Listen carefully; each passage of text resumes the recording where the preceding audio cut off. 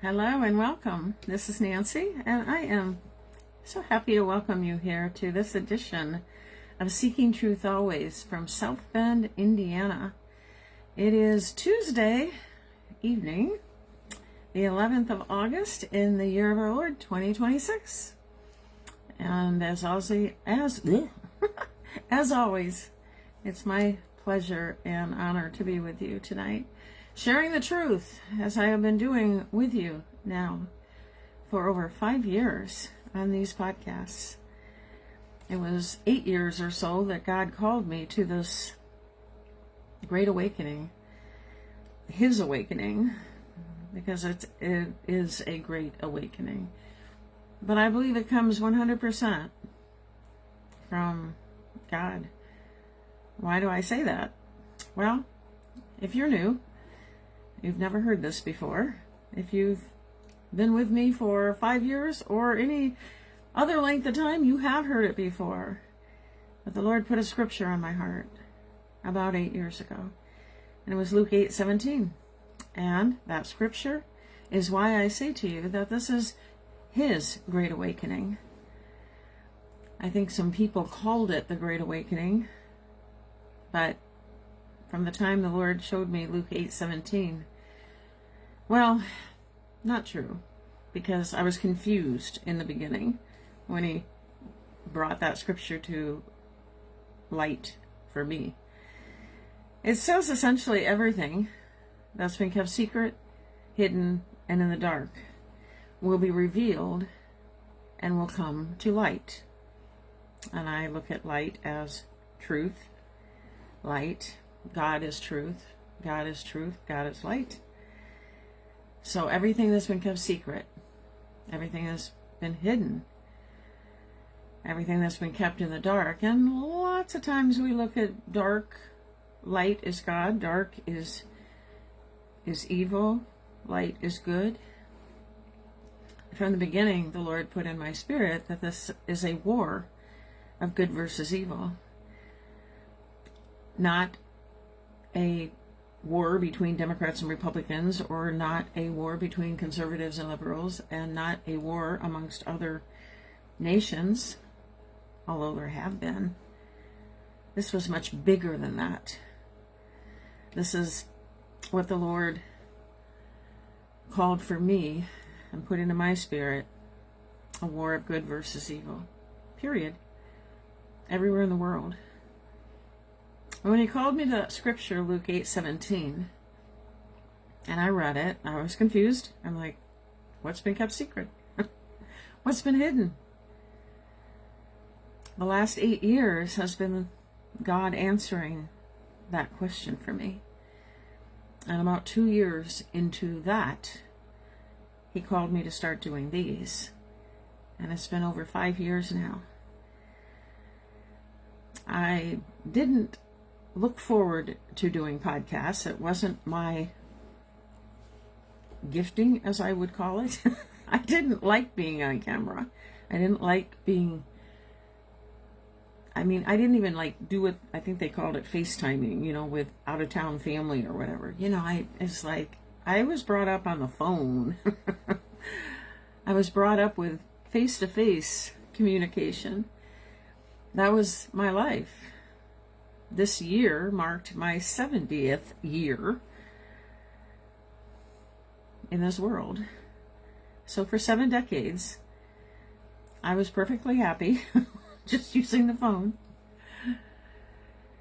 But the Lord called me to do this, and honest transparency here, it took me a few months to accept that calling, because I kept hoping He was going to be wrong or change His mind, but God is never wrong, and God doesn't change His mind. Or maybe I hoped I misunderstood Him. That's probably a better way to put it. Maybe I just hoped that I misunderstood Him, and the message I will understand more clearly when He's not calling me to do this. That didn't happen. And I knew it. I knew it. But He was patient with me. And I strive to be obedient. I want to be obedient. I fail at times. We all do. I'm assuming. At least I know I do. But I knew he wanted me to do this, and I didn't know why. Like, I'm not shy. I'm not an introvert. I'm an extrovert, very outgoing. In my career, an accomplished public speaker, spoke in crowds. I think my largest crowd was over 7,000 people that I spoke live in front of.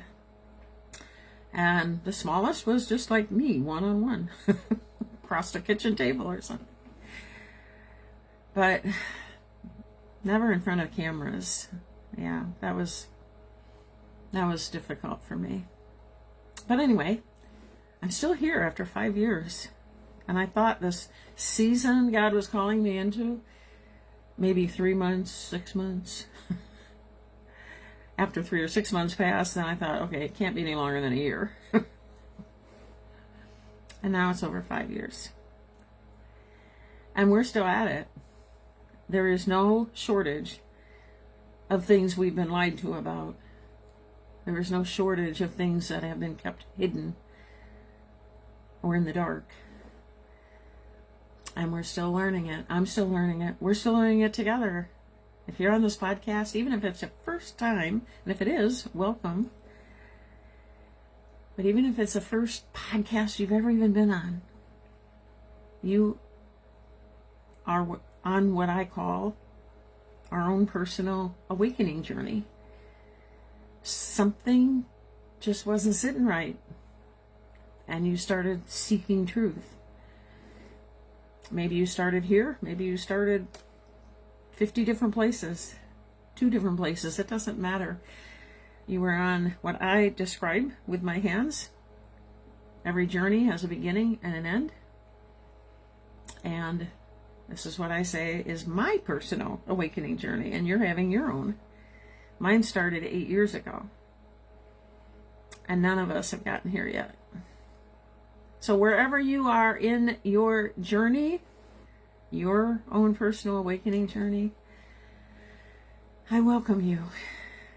This is, God gave me the name Seeking Truth Always. When he called me to do this, it's like, well, Lord, I need a name. So I prayed about it, and that's what he put in my heart, because that's what he had me doing. Seeking truth always. Are we ever seeking lies? No. I mean, even outside of this awakening journey, I would venture to guess the vast majority of everyone watching seeks truth in every area of our lives. And we're always seeking truth. So, seeking truth always. So, that's a little bit of my story, just a teeny weeny weeny bit. If you're new, I just like to give a little bit, like what called me to be here, or what qualifies me. Well, I certainly didn't, but somehow the Lord did. And that's what we've been doing. So those of you that are joining, that have been with me for all 5 years, many of you, some of you, I shouldn't say many anymore, because there's so many people that follow me I don't know. On my Seeking Truth Always Rumble channel, there's over 6,200 of you following me right now. And when I started it in March of 22, I literally could count on one hand how many people that I knew personally that even knew about Rumble. And now there's over 6,200 of you following me. If you're watching from Rumble, welcome. And thank you for following me over there. If you're following me on any of my other social media, thank you. Facebook is another one. I never had any followers on this platform here. I had friends. I was in business. I had a lot of business contacts. I was in a lot of faith-related online groups, so I made a lot of friends through the years. And a lot of business associates and acquaintances through the years. So when I started this in April of 21, this podcast, I had probably 2,300 friends on Facebook, and I still have 2,300 friends. But in addition to that, there's over is it 6,000? No, over 5,000. I think it's over 5,000. It could be over 6,000. Every time I look at it, it blows me away, because I never had even a follower before this. And it is only because of this I have followers. It is because people are seeking truth. And God knew that there would be. And that's why he's had me on this platform, which I never wanted to be on, doing this because they censor so through the years, just so horribly. But I even more didn't want to be on YouTube, because they even censored worse, and still do. But this is where God called me, and I have tried. Whenever you're trying to do something on your own, like if it's not God's idea, I guess, it just doesn't work out. And I have, for probably 3 or more of the 5 years, because I'm not a techie person. So multi-streaming is like speaking Greek for me, or Japanese. I don't know how.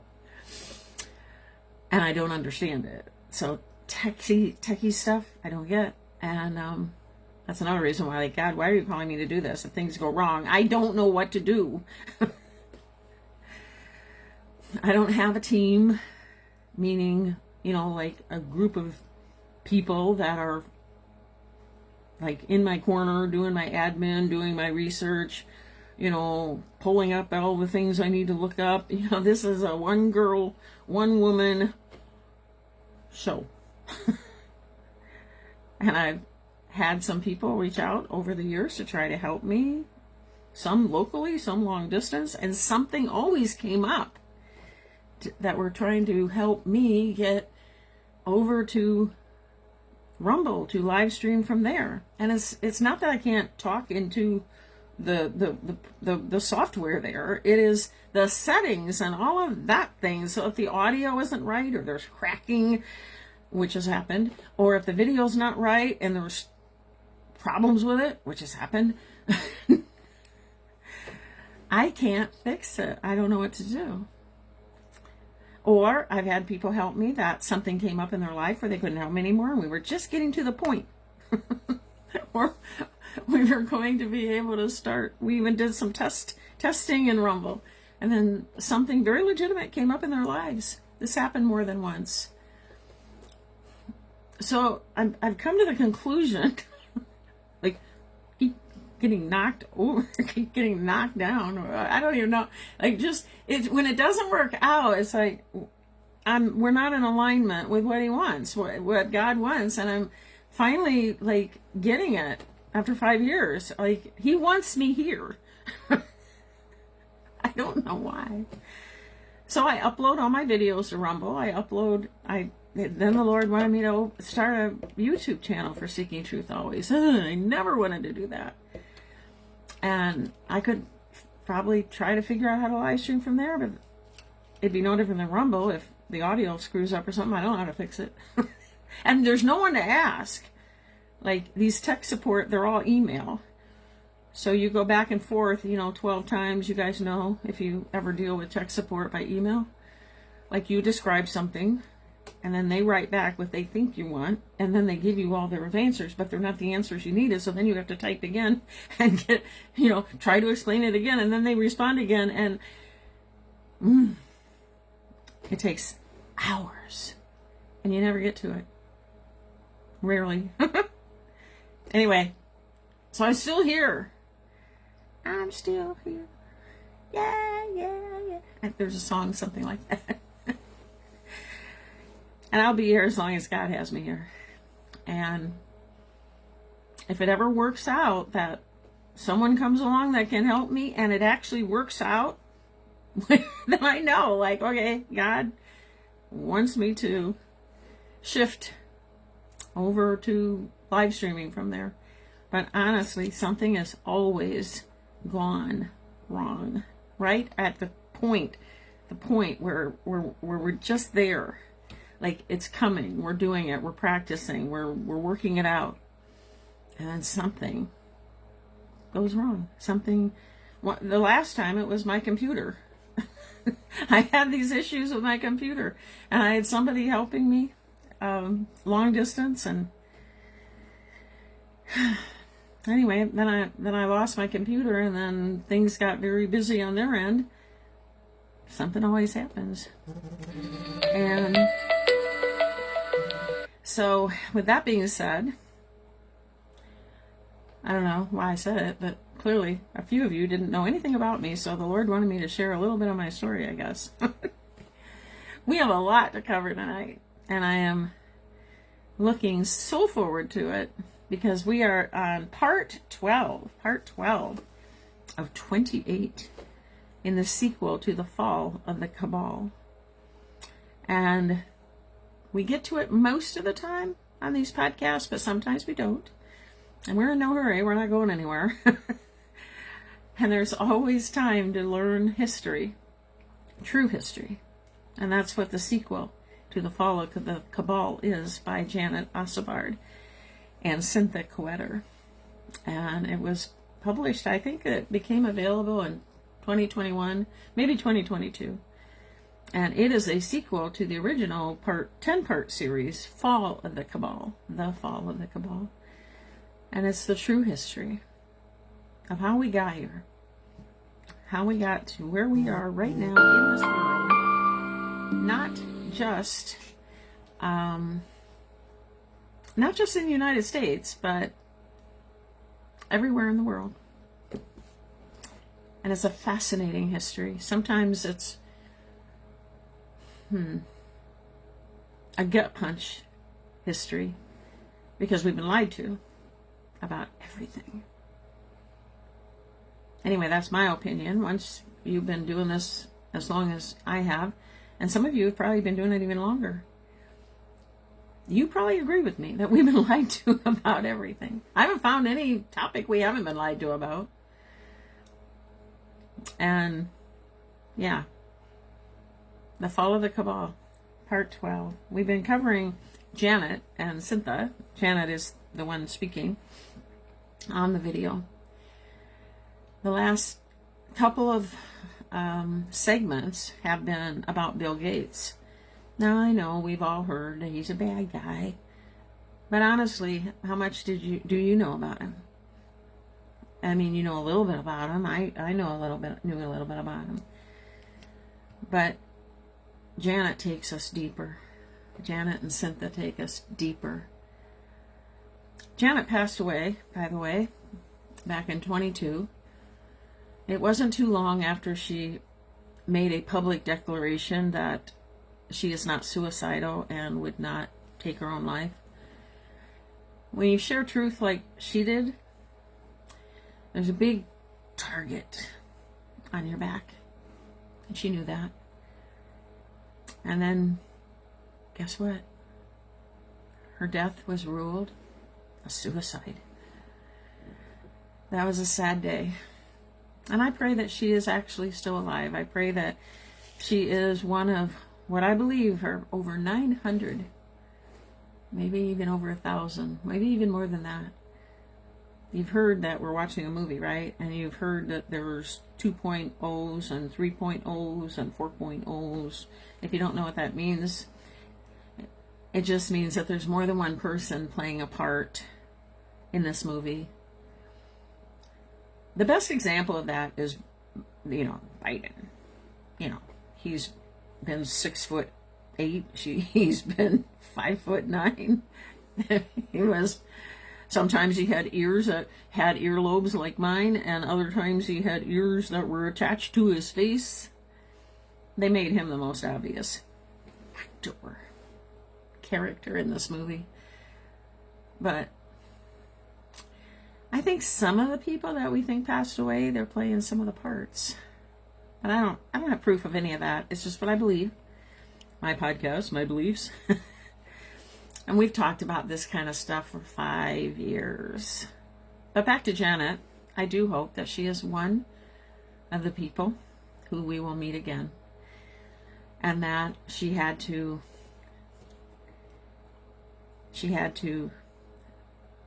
stage her own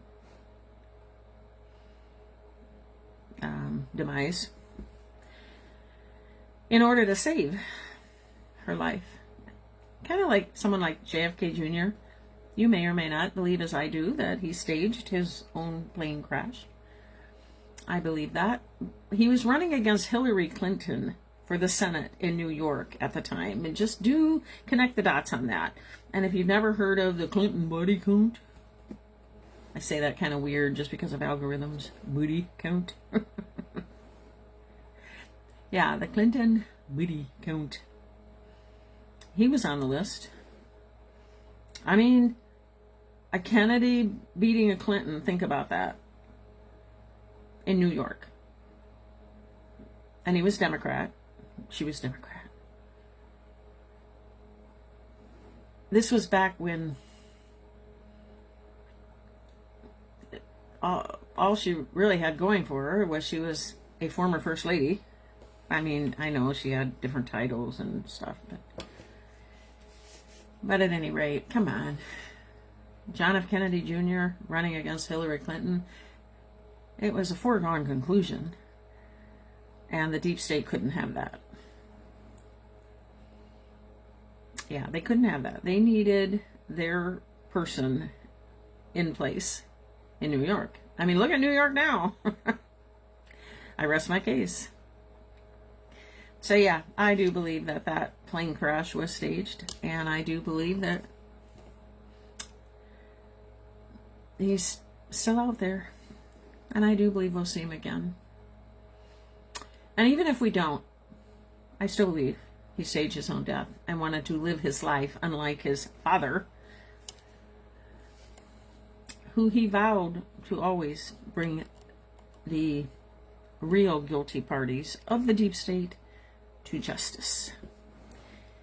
And guess who he made that promise with? Guess who did a handshake or a hug on that? Our promises made, promises kept president. He was very, very good friends with JFK Jr. through the years. And they gave each other their word. Donald Trump gave his word to JFK Jr. He would see this to the end and help him. It was public. It was a public, I've showed it before, showed the information on my podcast before. Yeah, so guess what he's still doing?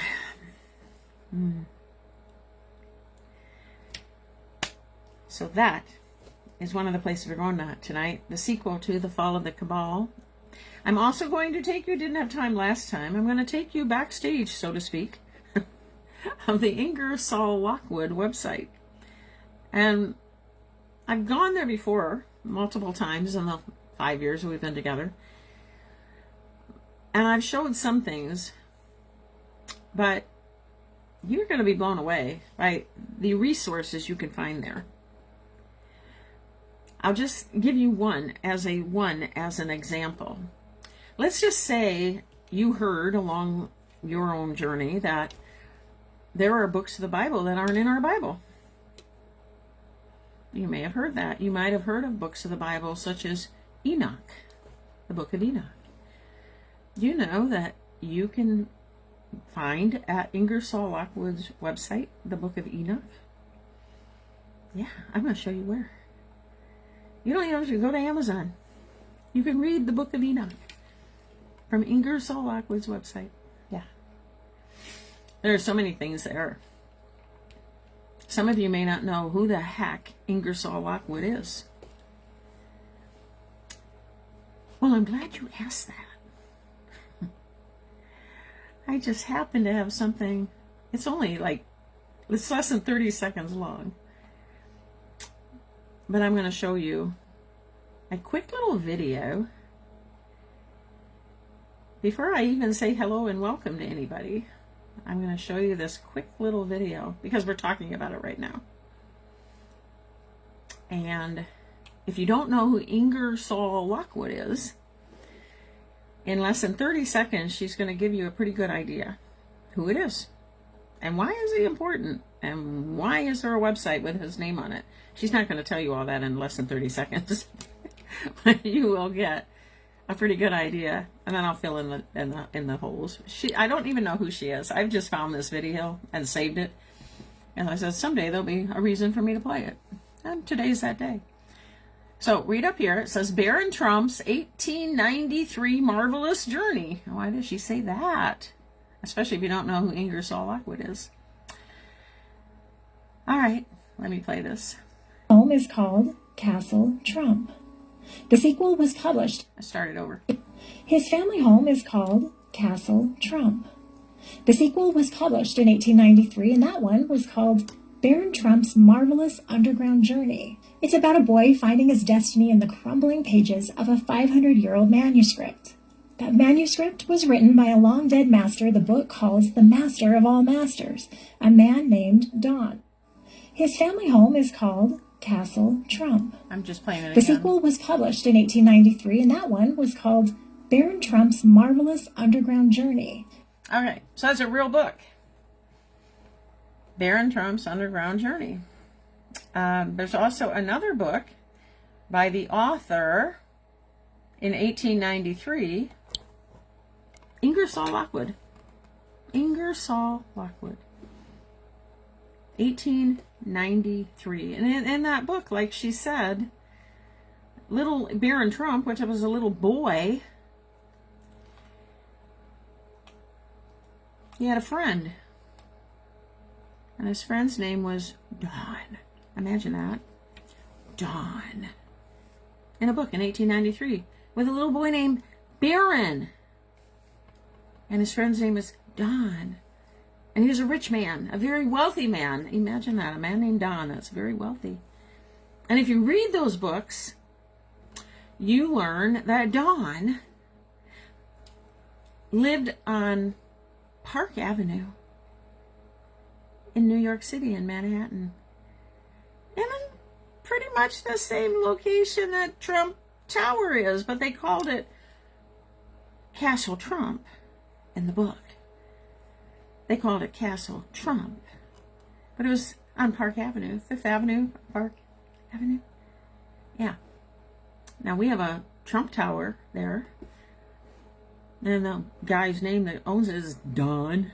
Just like Ingersoll Lockwood's book in 1893. Could all these be coincidences? Oh, they're probably not real books, Nancy. Oh, yes, they are real books. They are, and you can buy them on Amazon if you want to. They're real books. They're real books. And then Ingersoll Lockwood wrote a sequel.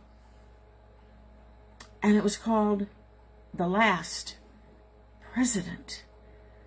And this wealthy man named Don became president in a book that was written in 1895, because it was a couple of years after Barron Trump's marvelous adventures. But guess what? You can read those books from Ingersoll Lockwood's website too. Yeah.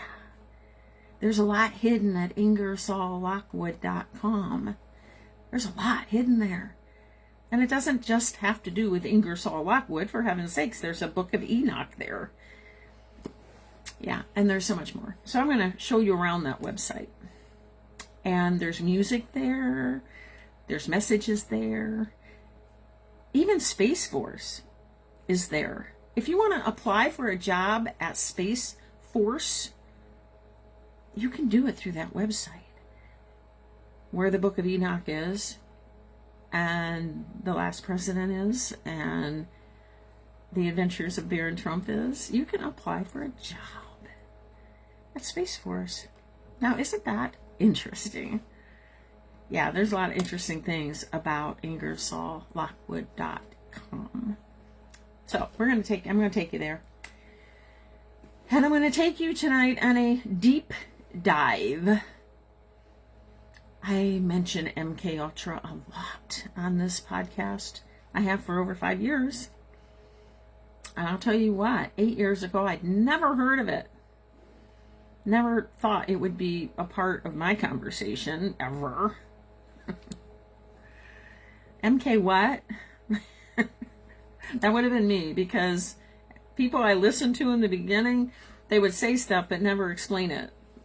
Like, MK all what? What? MK what? MK what?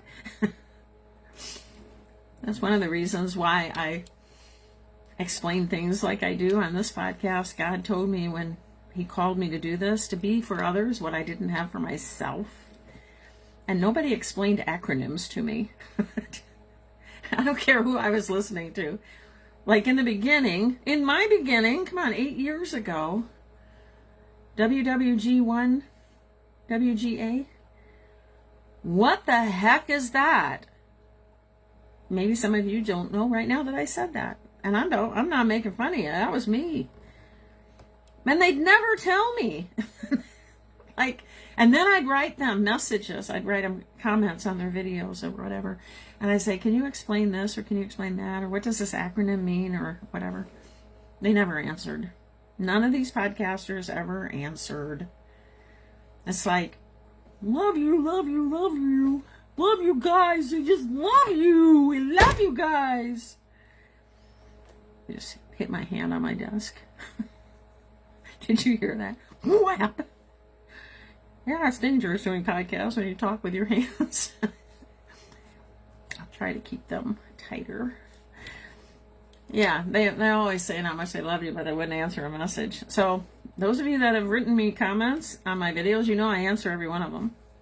And if I didn't, it's because I didn't get it. It didn't come through or whatever, but I've answered every message. Some of you message me in Messenger. I've answered every one of them. Now I'm going to verify you're real before I answer from that other file in Messenger, because that's where all the scammers and spammers go. But if we're not friends on this platform and Facebook, it goes into what they call the other folder. So if you ever want to get in touch with me and you want to follow me or find me on Facebook, those of you that watch my videos and like in Rumble or YouTube or whatever, and it's like, don't know how to find me, what you'd have to do is write me a comment on any one of my podcasts, and you're going to have a username in Rumble or in YouTube or whatever, but your username in Facebook would probably be different, more than likely, unless you're using your first and last name, which most people don't. So you would have to let me know in your comment that my username in Facebook is blah blah blah, and then you would write me a message and say what your username is in, they say Rumble, and that you wrote me a comment on XYZ video or last week's video or whatever, and then I can verify it, and then I will answer you. But I don't answer like you wouldn't believe how many men from all over the world just want to meet me. Okay, whatever. delete. Yeah, lots of spammers and lots of people that have no good in mind. Yeah. So anyway, do that and we can connect. But see, everything goes into that other file in Messenger if you're not friends. So you reach out to me in Messenger, it'll go in the other file. I don't check that every week because all I get are those dumb messages from men all over the world. And once in a while it'll be one of you, but I don't know you're there unless you tell me that you're going to send me a message, and you do that in a comment in one of my videos. See how that works? Figured it out. Okay. All right. So on a little bit more serious topic, reason I mentioned MK Ultra is I'm going to do part 1 tonight, 2-part interview with Cathy O'Brien. Cathy O'Brien, if you're not familiar with Cathy O'Brien, this is going to be backwards, so just bear with me, but it's called Transformation of America. Transformation. I know it's backwards. All right, I'll do this for you guys because I know backwards is lousy. All right, there we go. Oh, there it is. Transformation of America. All right. Cathy O'Brien has been a warrior for truth since the 1980s, the 1988 to be exact, when she was rescued. She and her daughter were rescued. I'm going to show you something. She and her daughter were rescued by a FBI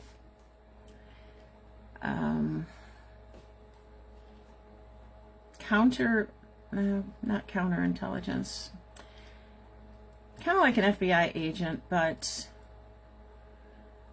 an FBI intelligence insider, his official title, an intelligence insider.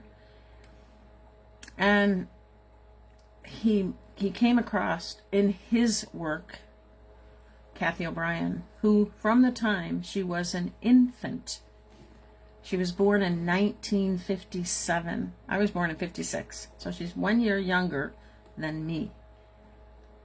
When I was crawling around as a 1-year-old, she was born. She was born into a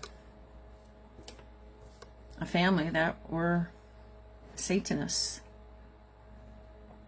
And she was sold as a child, a baby, into the MK Ultra, the government's Project Monarch program. And she was in it her whole life. Until she was rescued in 1988. Do the math. 57, 67, 77, 87, 88. She was 31 years old. And she had an 8-year-old daughter. Her name's Kelly. And Kelly was born into this MK Ultra mind control operation. Cathy also was made pregnant more than once. And they killed her babies.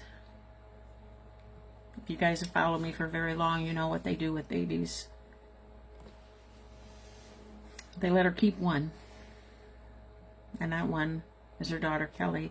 And when Kelly was 8 years old, and Cathy O'Brien was 31 years old, Mark Phillips rescued, at great risk, rescued Cathy O'Brien.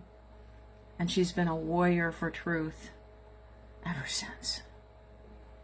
She's one of the first people I learned about when the Lord taught me, took me down that dark, dark rabbit hole of trafficking, human trafficking, and Satanism, and MK Ultra, and mind control.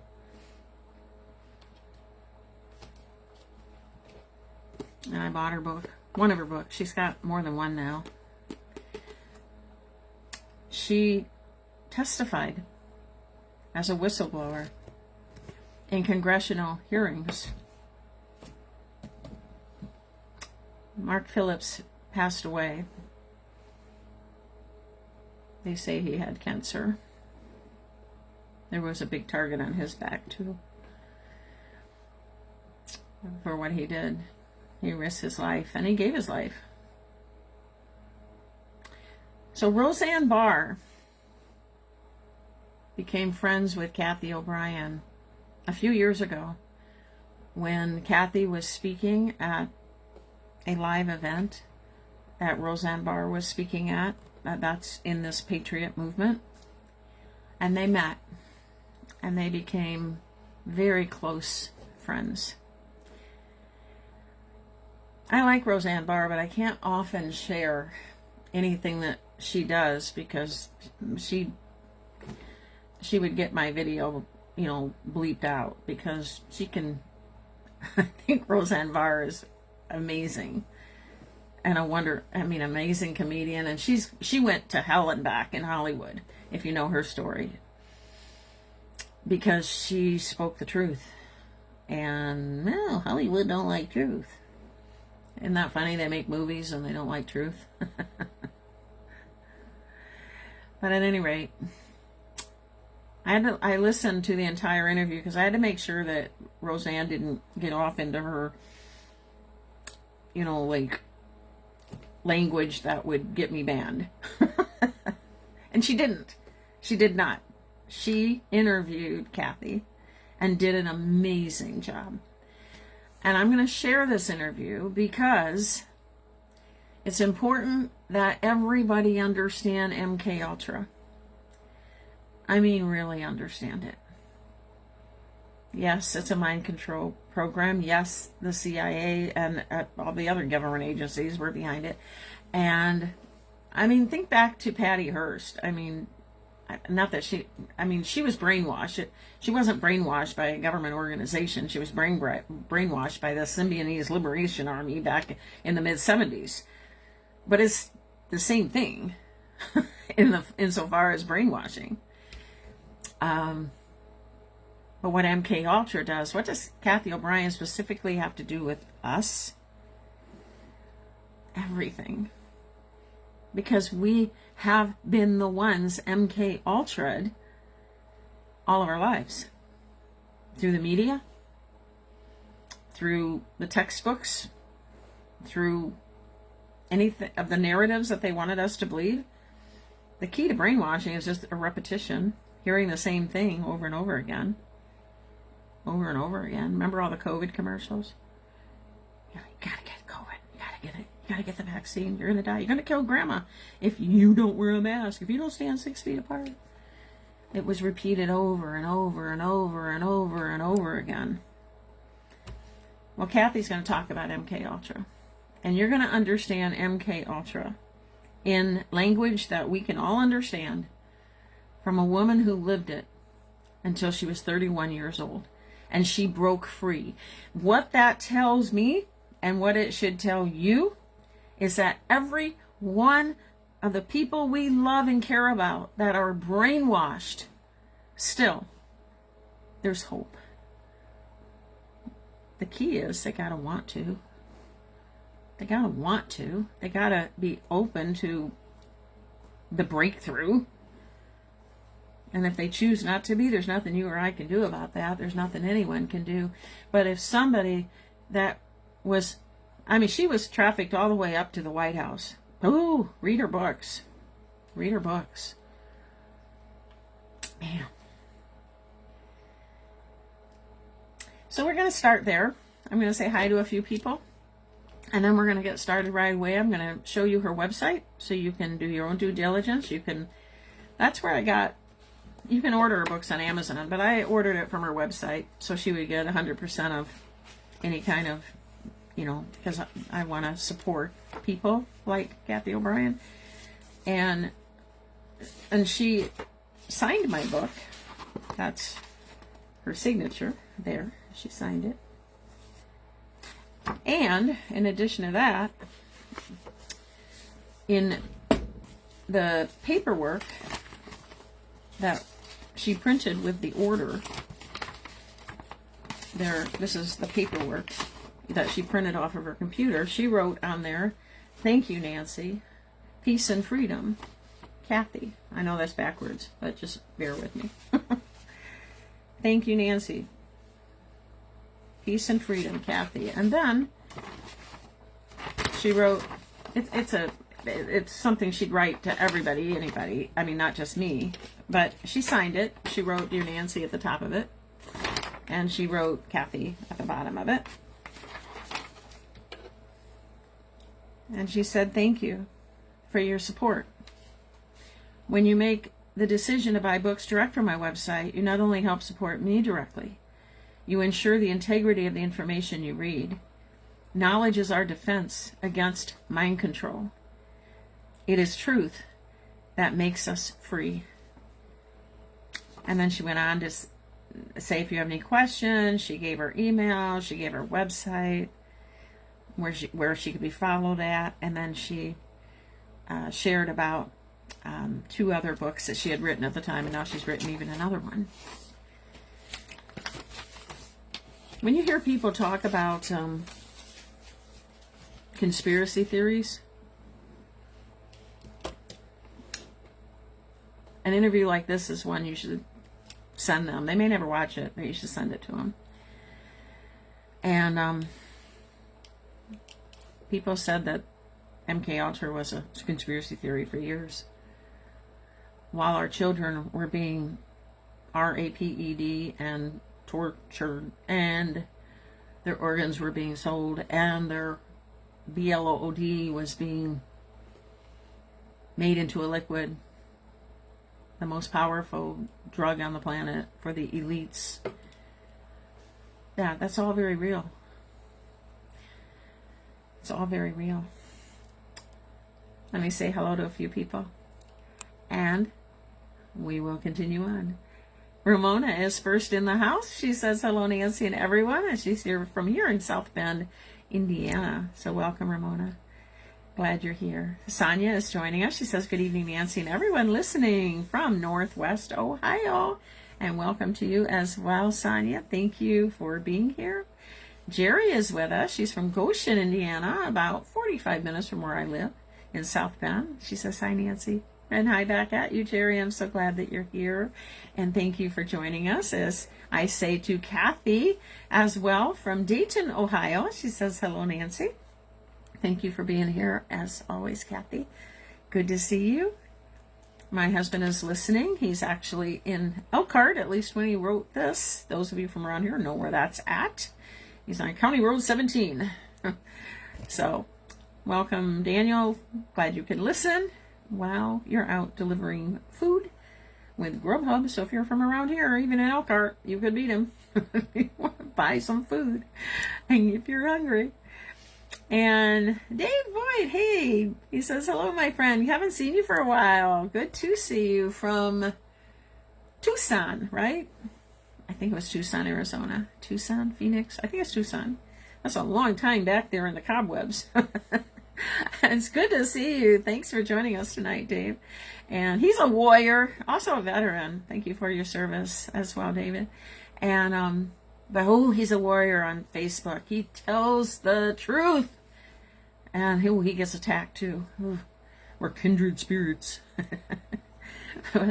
Anyway, follow him on Facebook, because he shares truth. And he has some libtards that are like relentlessly after him.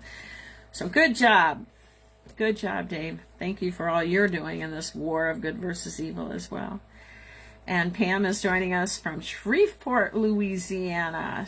Good to see you, Pam. She says hello. And hello back at you, and good to see you. And thank you for your comment and joining us. Okay, so here's our website. If you want to learn more about Cathy, or look for her books or any of her other materials, this is an older picture of Cathy.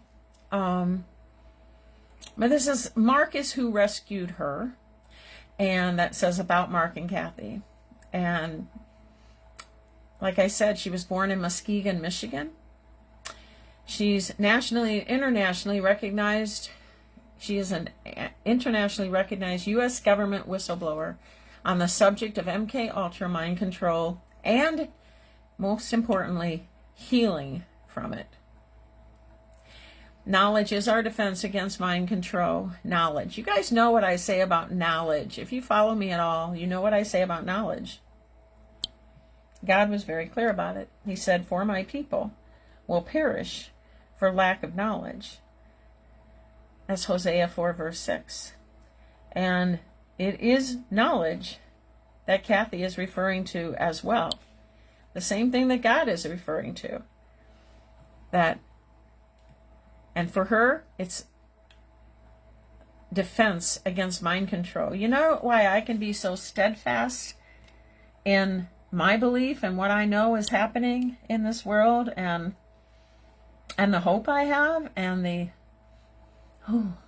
so many times I'm going to say it, because just yesterday I had a conversation with someone who is very liberal, very left, very TDS. And this person said to me, among other things, what if you're wrong? What if it turns out that you're wrong? And it was said kind of like that. What if it turns out that you're wrong?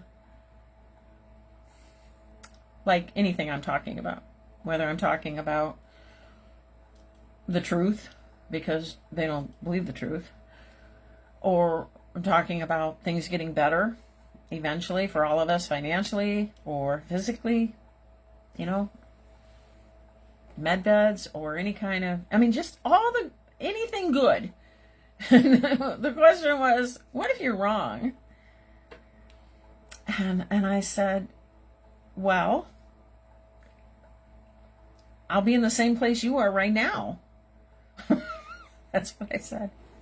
I said, you don't believe any of it's true, and you're still existing and hanging out and getting through life. I said, I guess I'll be in the same place as you are right now. But I said, the difference is the fact that you don't believe any of it, you don't have any hope.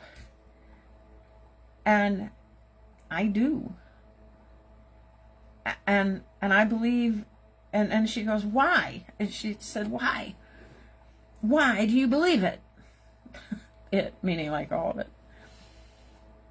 And I said, because I trust God. Because I trust God. That's why. I said, and I said this on purpose. I said, it's not that I trust any man or woman out there, specifically, any, I never said a name. I never said it, because she wanted to bring up names. She was, and she wanted to bring up, TDS crap. And so I said, it's not that I trust any person. I said, I trust God. I said, because he's taking care of us all along.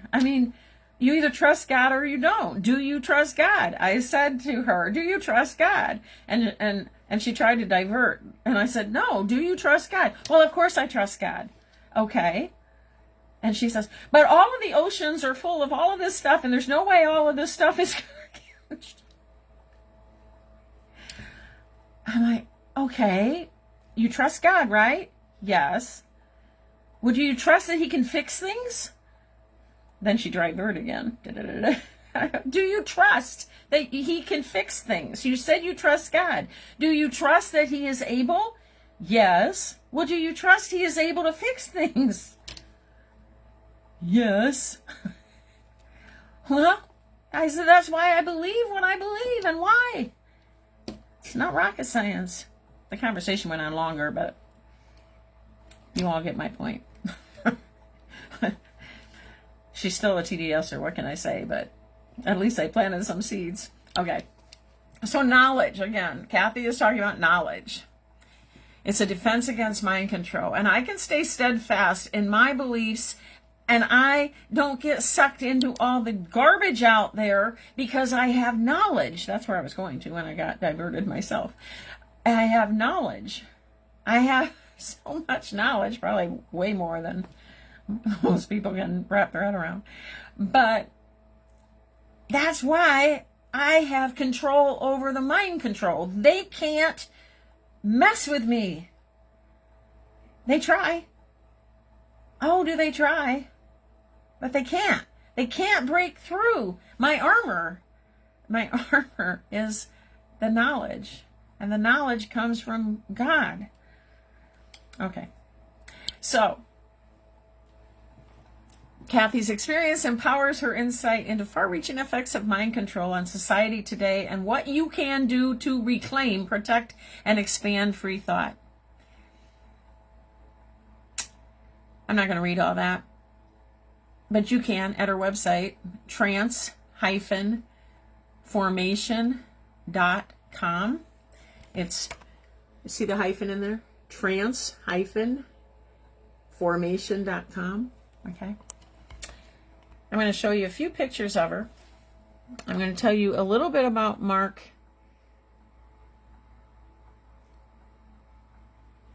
In 1988, intelligence insider Mark Phillips rescued Cathy and her then 8-year-old daughter Kelly.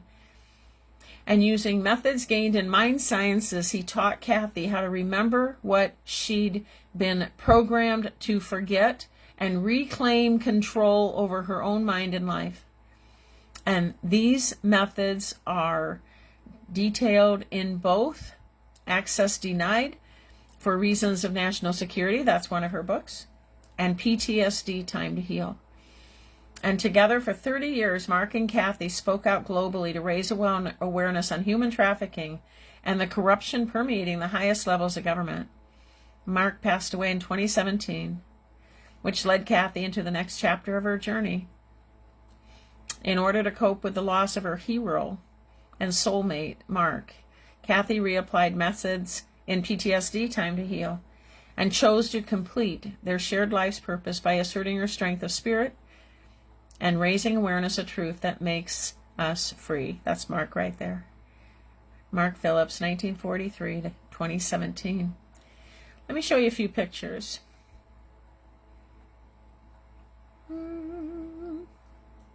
Here's some pictures.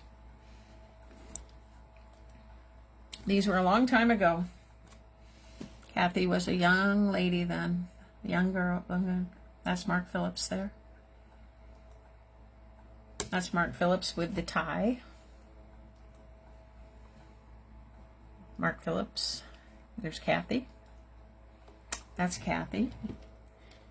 A few years ago. That's when she was very young. Mark Phillips, very young. That was a few years ago. CIA entrance, look at that, next right. Look how young she is there. It's after she would have been rescued. Yeah. He saved her life. He saved her daughter's life. He's a real live hero.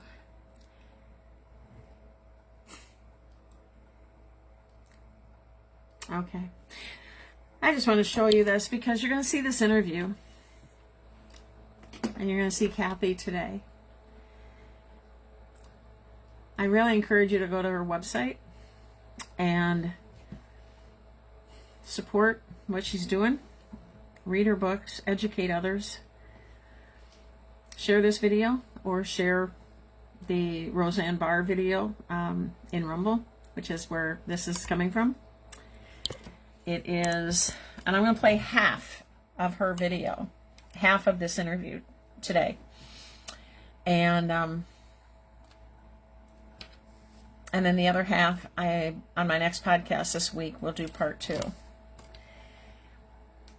And again, Roseanne Barr is the person doing the interview, and this is podcast number 148 on Roseanne Barr's Rumble channel with the same title, Roseanne Barr. And we begin.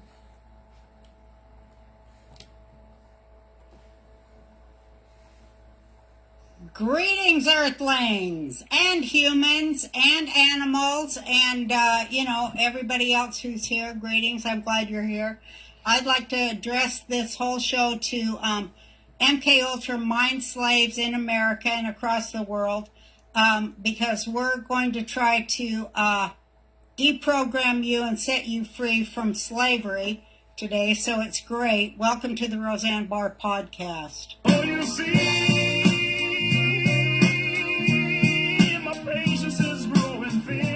Well, you know that I love to interview geniuses, and boy, have I got a humdinger of a genius today.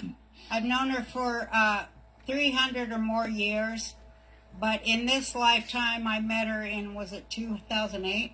Yeah. 2008, and I found a kindred spirit and a genius and a warrior and a leader and a very good friend, a soulmate, and this is her third time on the show, and she's here to talk about MK Ultra mind control, which is now just breaking thanks to, is she Representative Luna? What's her name?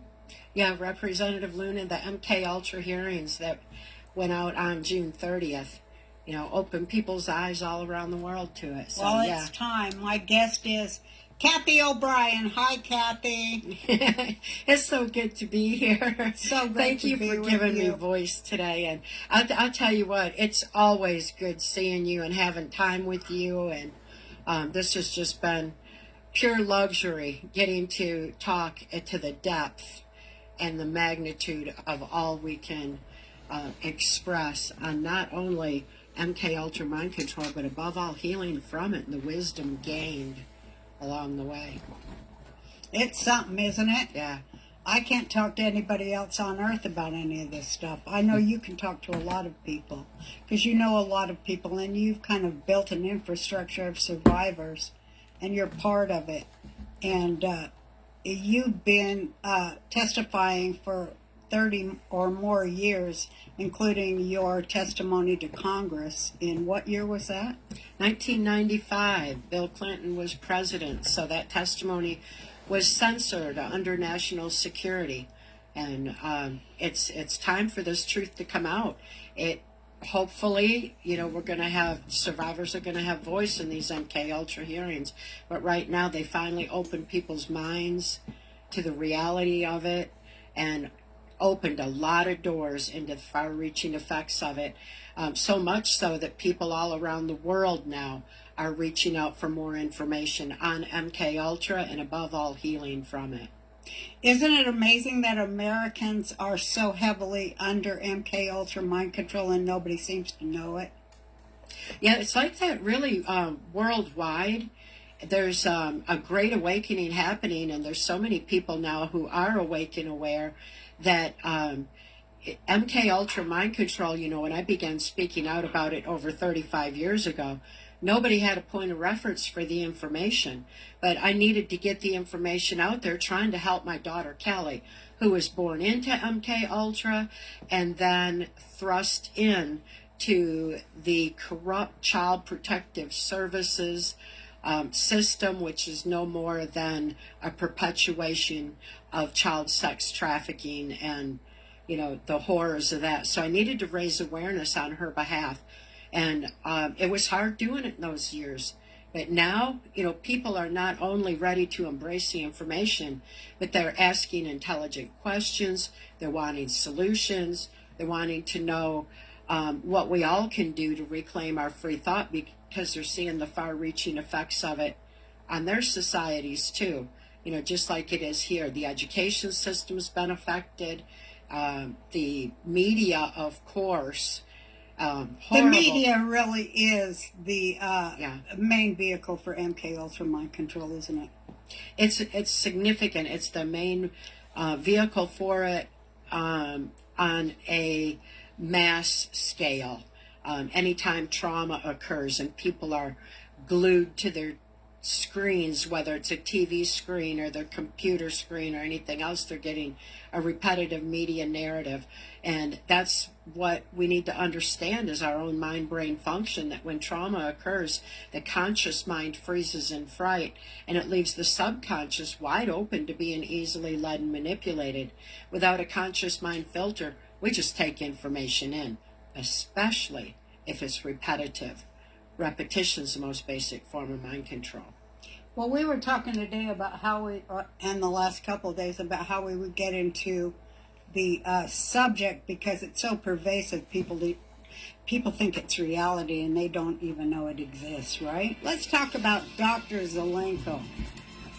I had many conversations. I always fast forward with him through the before he commercials. passed, and staying true to Dr. Zelenko. Staying true. Easy it is to rations. And easy it is to manipulate the minds of the population on a global scale, especially considering it's been going on for 3 generations. And that's very deliberate by design, and it's supposed to be a culmination of manipulating that many generations by Agenda 2030. So, we're at a pivotal point right now. People are waking up, and we just need more and more of them to wake up and realize what in the world is going on now. When did what it has start? been. It started with Project Paperclip, bringing the Nazis over to run our space program, our medical program, and our universities, right, and science, right? Right, and then look at Walt Disney was involved in Project Paperclip too. He was part of all that. And what is a children's cartoon? Project Paperclip, for those of you that are unaware of it, I turn the lights down when I'm showing the video to you guys. But Project Paperclip was after World War II, and they imported, brought into the U.S. German scientists, German doctors, German professors, German, and started infiltrating everything in the United States with the socialist, communist, whatever you want to call it, agendas, and what they wanted to program Americans, begin to program Americans, and again with the MK Ultra, Project Monarch, was soon to follow. But what Roseanne is saying, what Cathy is agreeing with, is that this all started after World War II with Project Paperclip into every segment of our country: financial, education, religious, medico, pharmaceutical, all of it. So that's what they're talking about when they say Project Paperclip, just so you guys know. Okay, continuing. Have to do with NASA scientists, mind control, MK Ultra mind control, and it was something that Disney's been involved in from the get-go. Walt Disney. Conditioning people to accept pedophilia, the subliminals, and the cartoons were right there from the get-go, because it was found in Himmler research. There's no trauma more horrific on the human mind than sexual abuse of a child prior to age 5, while the brain is still forming. So this pedophile agenda is a mind control agenda, and it came in with Project Paperclip. Disney was part of it from the get-go. People realize it now. You know, they know Disney's kind of synonymous with pedophilia. So what they need to realize is that pedophilia is really about mind control, and it's been a deliberate mind manipulation through the media for generations. Well, for centuries, because this whole pedophile agenda is as old as Babylon and even older. Oh yeah, it is. And you look at, all the way back with like the Vatican's involvement in this through the Spanish Inquisition and the Crusades. That was like war to get people into the church, which, that seems pretty backwards all in all. But the spoils of the war were the children. And then the Catholic orphanages were born. And so they found out that these traumatized children are highly suggestible, easily led, and could be programmed to perpetuate the church further and to perpetuate the abuse through pedophilia.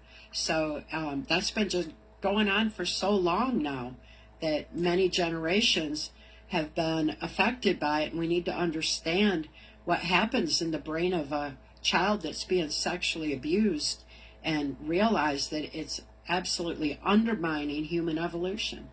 It is totally. Yeah. Because they want to create an assassin, pretty much. I mean, that is what MK Ultra does to children.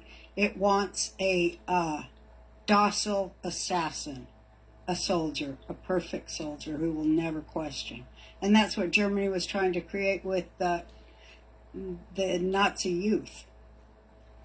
Yeah, well, the violence perpetuates more violence, and that's how they keep people traumatized. So when we understand that aspect of it, we see how these assassins have been programmed. It's MK Ultra, whether it's a school shooting or, a major assassination, whatever. It'll traumatize the nation. It'll traumatize communities, and that's the time when we need to be mindful of protecting our free thought. How many people, what percentage of people do you think in the United States, in fact, have free thought? Well, it's a sliding scale, because mind control's a sliding scale from the torturous, robotic MK Ultra mind control that I experienced on a White House Pentagon level to information control, because we all formulate our thoughts, opinions, and actions based on what we know. We need to know our knowledge base has been deliberately altered for a long, long time. And that mind control extends into the school system. Look at how our children are being indoctrinated. They're being taught what to think rather than how to think. And how to reason, how to access information and then, absorb it and think it through and come to a conclusion. Yeah, they're not critically analyzing information. They're not researching it. They just take information in, and that's what they use as a basis for knowledge. So by teaching them not teaching them anything about the U.S. Constitution and our freedoms, and making sure they don't know how to write in cursive or read in cursive, so they can't read that Constitution. They have been indoctrinated with a globalist agenda instead, and nations really all over the world have been usurped by this globalist indoctrination. So we've got to get truth back in education, but above all, we need to get critical analysis back in, which would be quite simple. The very act of moving a pen activates the critical analysis logic part of the brain. That's why they took writing by hand out of the school system, You say that. Yeah, you said that last time. It's fascinating. Because you said the act of writing does something, right? Yeah. Mm-hmm. Yeah, it activates the logic critical analysis part of the brain, so it takes, traumatic information, shifts it over to logic, where it's seen on paper, and then, you get your brain firing. You can heal psychiatrically, psychologically, emotionally, spiritually, everything all at once just by moving a pen. So anyone who's been traumatized can use that journaling as a healing tool. Kids can use it in the school system to process information instead of just be, programmed with it. And it's and a part of our mind-brain function that we need to reclaim. It's a simple little brain hack that we can do, because typing on a keyboard does not do the same thing. And twiddling thumbs on a cell phone certainly doesn't do the same thing. Now, these globalists, you're very, very familiar with globalism and the globalist agenda, because you were, the MK Ultra mind control program is just the globalist program, isn't it? Right. And it's to create a compliant society. It's been run by a DARPA-generated plan that has always been intended to align us with artificial intelligence. Well, artificial intelligence, that right there is, kind of oxymoronic, but people gravitate to it. So instead of researching anything, if they just ask artificial intelligence, that's been programmed by these self-appointed, self-anointed global leaders to indoctrinate people, then they're getting the answer and having their perceptions formed very deliberately by this low vibration frequency that is ultimately creating a compliant society. They have to dumb us down to align us with artificial intelligence. That should tell us everything we need to know. Yeah. Mind control shuts down neuron pathways in the brain. It keeps our brilliant brains from firing the way that it should.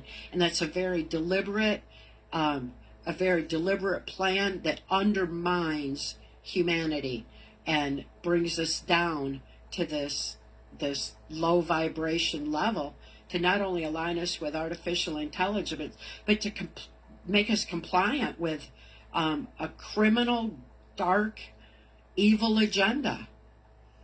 In my lifetime, in my lifetime, child sex trafficking, I was trafficked as a child, born into it in Muskegon, Michigan in 1957. I was trafficked as a child, and in my lifetime, child sex trafficking has become one of the most lucrative businesses on the planet. It's number one. It's the funding mechanism of this globalist agenda. It is the result of MK Ultra mind control. It's part of their blackmail operation. You know, it's the whole thing they use to perpetuate it. So, you know, we've got to be aware of that and realize we've been conditioned for generations now to accept pedophilia, to accept our own demise, to accept the undermining of humanity that is attacking our humanity, the essence of our being. And now for a paid advertisement from Rumble Wallet. Hey, quick question. How much control do you really have with a weird thing anymore? Fast forwarding again. They feed There we off go. of vibration. They feed off of low vibration. They feed off of hatred. Well, because negativity, because fear. they're sadists? Yeah, and because it's just what they feed off, and they're literally harvesting our children. You know, we got the adrenochrome. They literally feed off it, but above all, they need us at that vibrational level so they can control us. Their greatest fear, because I've been deep in the swamp among these perpetrators, their greatest fear is the strength of the human spirit and the infinite power of love. That is such a high vibration, they can't reach it. They can't touch it. The only thing they can do is use trauma after trauma to mind control us, to cause our conscious mind to freeze and fright so they can manipulate our subconscious. Our subconscious is what drives our consciousness, drives our thoughts, and ultimately our actions. So they're undermining our basic humanity, and in so many ways that's where mind control is a spiritual warfare on us, because they know that's where we have our victory. That's our saving grace. That's our ultimate victory. We have the capacity of resiliency of body, mind, and spirit right there. We've been born that way. We've been divinely created with the victory within us. Yes, and absolutely. they fear that. So they're using everything they can on mind control to dumb us down to their low vibration Well, and level. also to dishearten us. Absolutely. Because if we can't think to go within and align with that divine within and gather that strength of spirit and the infinite power of love, it leaves us compliant with their dark agenda. And everybody's, you know, it's so traumatizing, so dehumanizing, so horrific that we've got to face the reality of it in order to start rising above it. I just love Understand. hearing you talk, because I know, and a lot of people that are watching you right now know also, but a lot of people don't, that you were a victim of torture and every sadistic thing that they could throw at you all through your childhood. And you had no thoughts. You talk about remembering your last free thought where you hoped that there was a place on earth where people didn't hurt each other. Yeah. And then you remembered just going to sleep and having no thoughts for years. And then you were rescued by everybody on Earth's hero that they don't know about yet, who was a white hat in the government that knew about mind control and knew how to break it, because he knew how our prisoners of war are deprogrammed from torture and mind control. And he used that to save your life and give you back your mind. Yeah, Mark's a hero to us all. Mark Phillips was working the highest levels of intelligence, mind sciences to preserve the sanctity of free thought. He found our birthright information on mind-brain function had been buried under national security, because with Project Paperclip, when we imported the Nazi and fascist scientists into the U.S., right after that, they put the 1947 National Security Act into place to keep their agenda secret, and also put the CIA in place to carry it out. So with that, they needed secrecy. They operated through the secret societies and secret meetings, and secrecy as their absolute key. So they took our birthright information on mind-brain function, our defense against mind control, our ability to heal from trauma, and buried that under national security, withholding it from mental health for generations. Mark saw that had been buried that way. He was absolutely livid. He couldn't release the information back to the people because he was bound by laws of sedition. But he could do something about it. He could take action. And because Mark could be wear any hat, CIA, FBI, NSA, Secret Service, whatever, he was in high places where he saw what was being done to humanity. He saw how the blackmail operations were compromising judges and people in Congress. He saw how people like myself were innocent citizens were being targeted for MK Ultra mind control to work on the highest levels of government, like I did, to carry out their bidding and their dark agenda. He saw little children being taken in and out of the White House, and how that pedophile agenda was such a huge blackmail operation and a funding mechanism of this. And he decided to do something about it, and rescued my daughter Kelly and me right out of the Washington, D.C. human trafficking swamp. I mean, how lucky for us that he chose us to lift out of there and hand us keys to our birthright information for healing from within. It's within us all to heal. We have been blessed with that. We got to remember that we have that within us. People everywhere need to remember that, and they need to remember who they are, why they're here. Didn't you find all that out by, in fact, journaling? Yes, by writing out memory. That was the easiest way, because once my brain knew I was safe, and the memories started coming forward, the repressed memories, the neuron pathways in my brain were opening up. I began writing out those memories, and that took the repressed trauma, the repressed memory, shifted it over to logic, written out on paper, and that so it opened the neuron pathways in the brain. Mind control shuts down neuron pathways. Trauma shuts down neuron pathways. We need our brains firing. We need those neuron pathways opening. And writing it out was a good way to do it. That was one way that I was able to start this healing process. And because I healed from within myself and opened those neuron pathways, I couldn't be triggered back in. And I am living proof that it is within us all to heal. We don't need any outside input. We've had enough of that. We need to, heal from within. And I'm just so fortunate to have been able to heal that way and be speaking out all these years now and sharing this information. Well, you it shared forward. Mark's information that he couldn't release because of laws of sedition, but that you weren't bound by those. And so you released it in your book, Time to Heal, which has helped so many people, because I know I've given it to so many people, especially to military with PTSD. It's really helped them a lot. It's helpful to anyone who's been traumatized, and this is a traumatic planet. So, ultimately it helps us all remember how to reclaim and retain our free thought and expand our thinking. It's crucial information that people need to remember. And what I was able to remember through my healing process is detailed in my 1995 testimony for Congress, Transformation of America.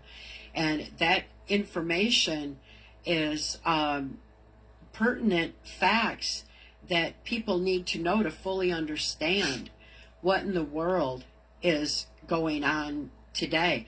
National security is still invoked on that testimony, and anybody who tries to get any freedom of information on me receives a letter back, access denied for reasons of national security. Why is national security on me? They fear that people are going to be able to heal like I have. They also fear what you have to say because you know where all the skeletons are buried, don't you? Yeah, I do, and they've been revealed, but there is more people ready to listen to that now than there was 35 years ago. When you started. So everyone said you were out of your mind and making it up, right? a lot of people were beginning to see aspects of it because global education, Common Core, had already gone into the school system, and they were seeing the indoctrination of their children. They were seeing the proliferation of pedophilia, the corruption of our justice system to allow for it. Because, all the way back in 1960, national security was invoked on my father's case. He was caught sending child pornography of me through the U.S. mails and given immunity from prosecution if he would sell me into the project. National security was invoked on the case, and that was happening all the way back then. Our justice system is What so year corrupted. was that? 1960. So we look at what's happening now with our justice system and how corrupted it is. People everywhere are seeing that. So people really were beginning to see it, but now they see it full on. They see the gross injustice that's going on. They see Child Protective Services as no more than a child trafficking pipeline that continues and perpetuates. Yeah, those kids were sent to from Chicago were sent to Diddy's parties. Yeah. Oh, there's so much information that's come out now. So I think, in May 13th of this year, we were supposed to have had the MK Ultra hearings opened up.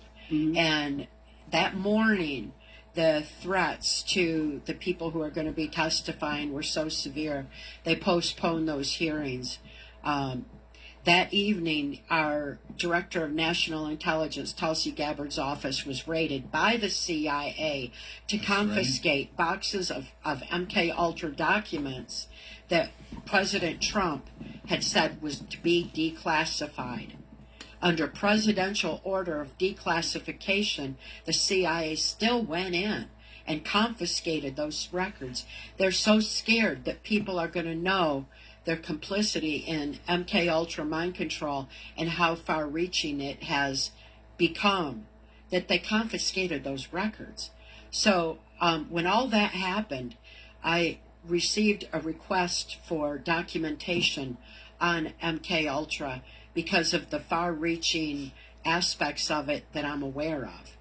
And I was getting those documents ready. So apparently, there's still fear in the CIA. There's still fear among all these complicit perpetrators in government that people are going to gain knowledge that's a defense against mind control going forward.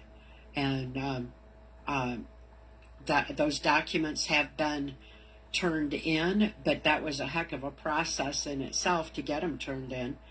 And the MK Ultra hearings finally went forward June 30th and opened minds and opened doors into it. But we've got a long way to go. People need to hear from survivors. Representative Paulina Luna, right? Yeah.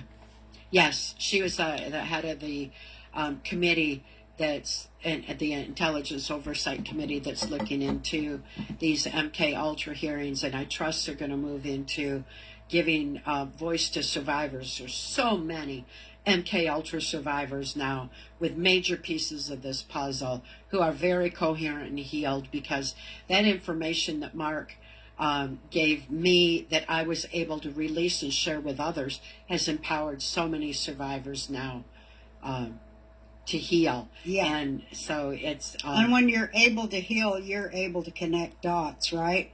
Because that's really what mind control does to you, is disrupt your ability to connect dots. It does, and it brings that into focus again.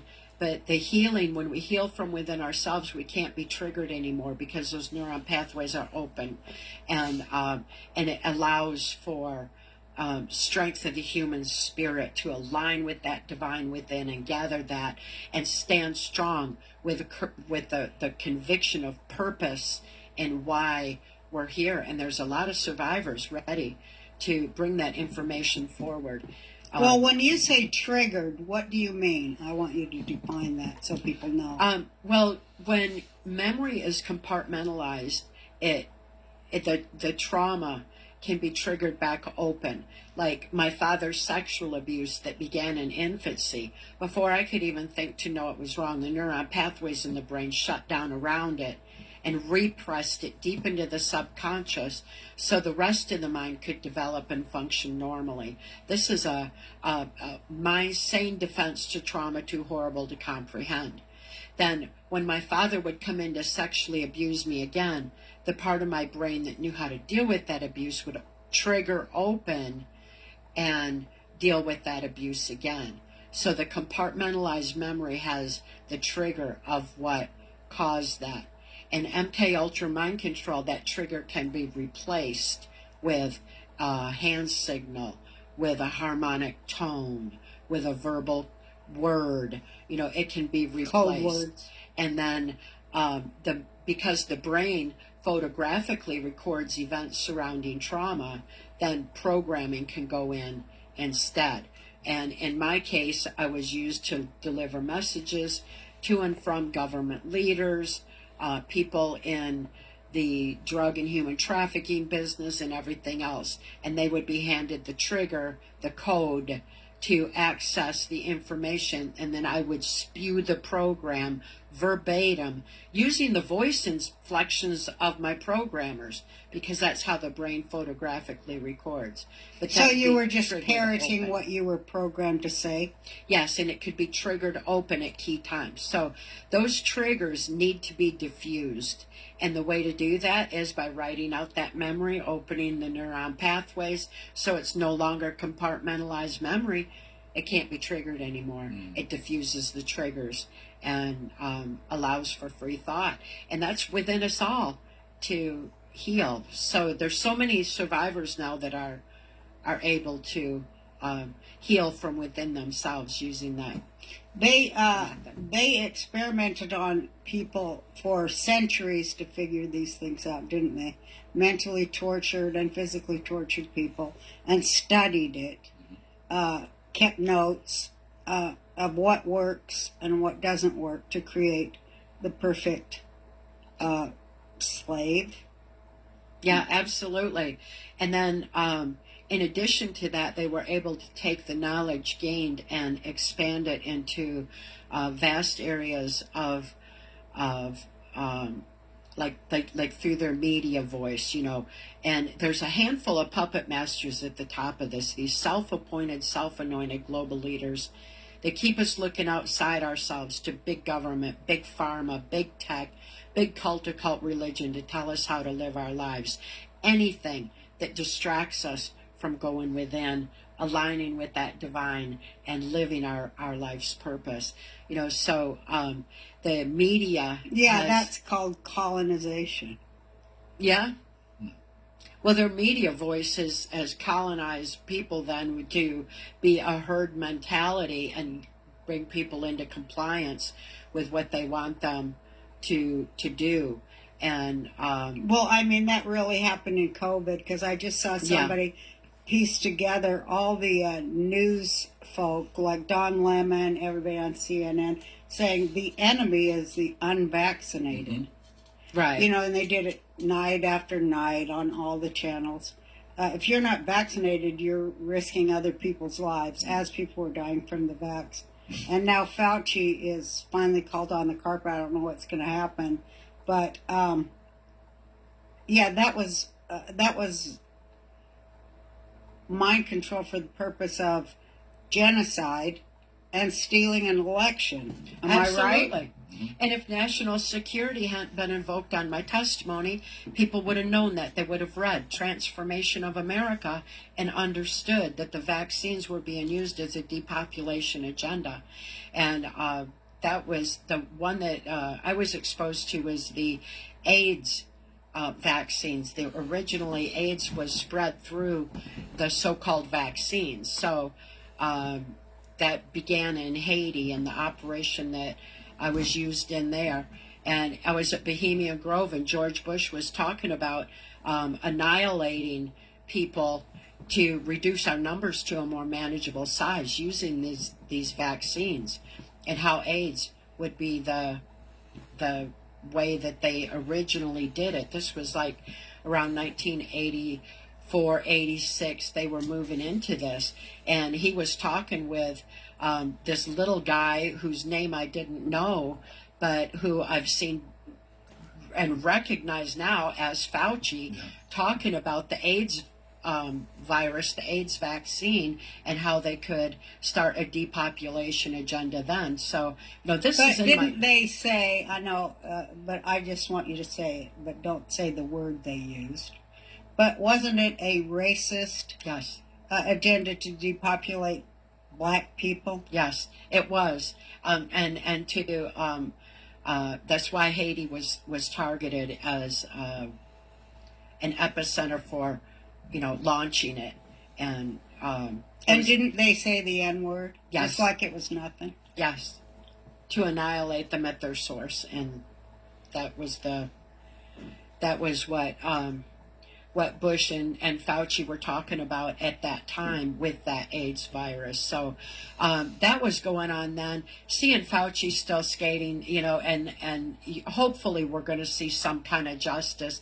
To me, always the ultimate justice is positive change through public awareness.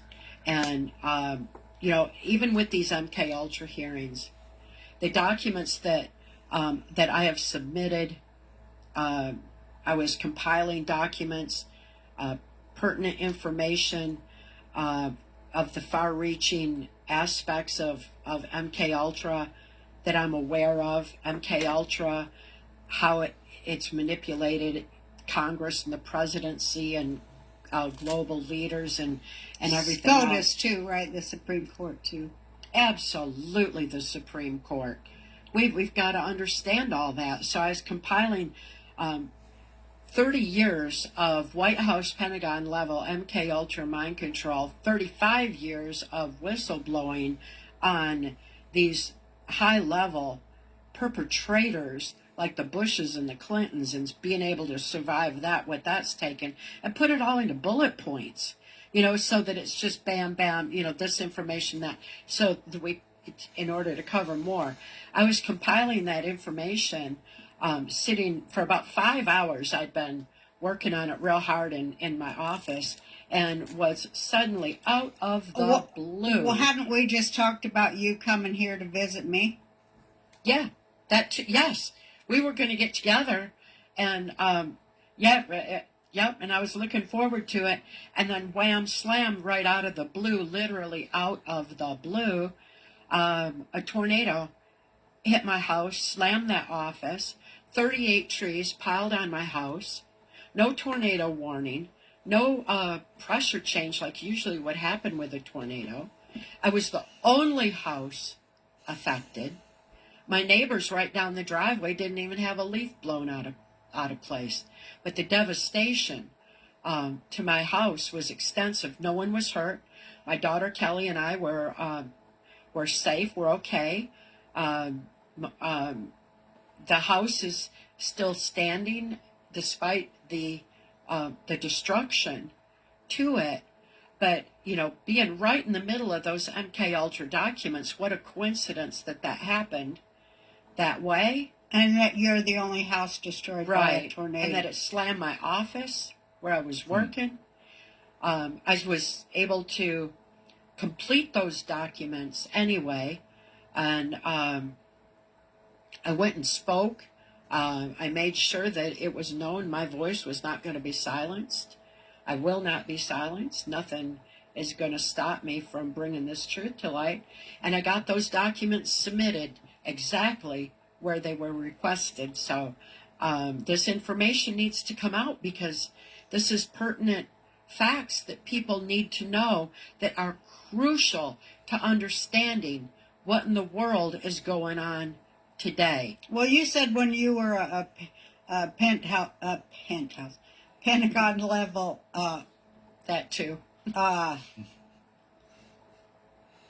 messenger, that part of your thing in Haiti was to tell Papa Doc and Baby Doc how to get out of there and go to France because they sold their people out to the AIDS virus, right?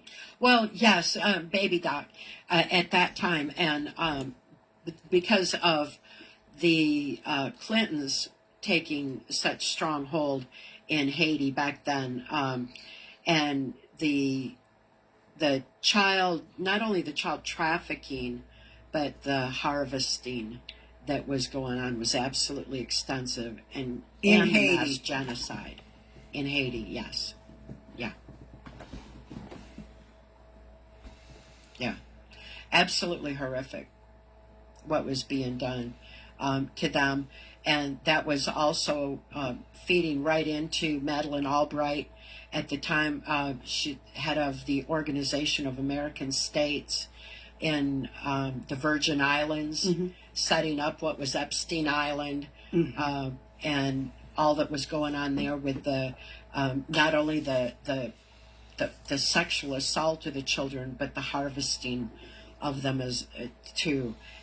So those Haitian operations were expanding, and Hillary Clinton was just right there tied in with it all, with who she referred to as her mentor, Madeleine Albright. Absolutely horrific people. We're finally hearing about Epstein Island, and that is just the tip of the iceberg. People want that information, say, well, we want to know who this was, and we need to know more than that. Yes. Because that is a thread that can unravel this whole globalist agenda, and that thread needs to be slowly pulled so that people understand what in the world has been going on. If they got all the information at once, that would be like drinking from a fire hose. Way too much information to digest. It needs to come out so people see what's going on, so we can all get through this mental and spiritual evolution with knowledge that's our defense against mind control, so that this never happens again. Yeah, so we can wake up from hell. Yes. But you were used on the original Epstein Island, which is Mackinac Island in Michigan, right? Absolutely. That was the Epstein Island of its time. It's where these global leaders would meet in secret and discuss how they were going to manipulate humanity, from the education system through harmonics in the music, how they could infiltrate religion. And it was especially discussed because at that time, George Romney was governor of Michigan. Mitt Romney, his son, they were moving what the Jesuits knew about the effects of trauma on the human mind and the sexual assault of children into the Mormon Church. They were combining that information with what the CIA knew about the harmonic technological advancements, and we're bringing that into the Mormon Church. So that was heavily discussed. The Mormon Church people, the CIA and the FBI. Right. It was a primary.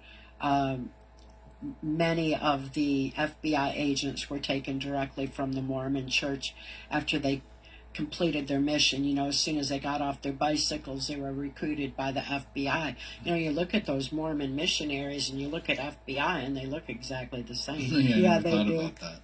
They do. But that's part of the Romney mind control out of Penn State, right? That's Mitt Romney and George Romney and what they knew about the Jesuits and everything else. At that time, they were using the Osmond family. They were given the harmonics in the music, you know, so that they could be the Pied Pipers to lead people into the Mormon Church. So they used the harmonics and very heavily then. The harmonics were really infiltrating music back in like the 60s, all the peace and love and hippie movement and all that, you know, that they needed to put an end to that. That was too much free thought. So they used the harmonics in the music to start promoting cocaine and everything else by the early 70s and everything else. Disco. But don't you think, when I look back now, I'm thinking even the hippies were a MK Ultra deal too, because they introduced drugs to pretty much privileged middle class kids, and there you got the 60s love and peace stuff. I think there was a genuine movement of freedom and free thought that was happening, and it definitely became infiltrated.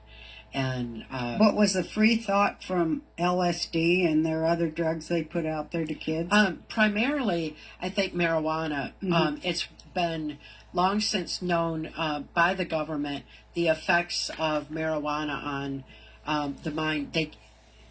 It's been demonized because cannabis opens neuron pathways in the brain. Again, mind control shuts down neuron pathways. They don't want our brains firing properly, and medical cannabis opens neuron pathways in the brain. You know, like the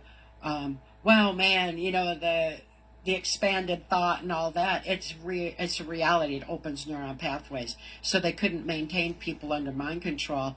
They needed to switch them over to cocaine and get them away from LSD.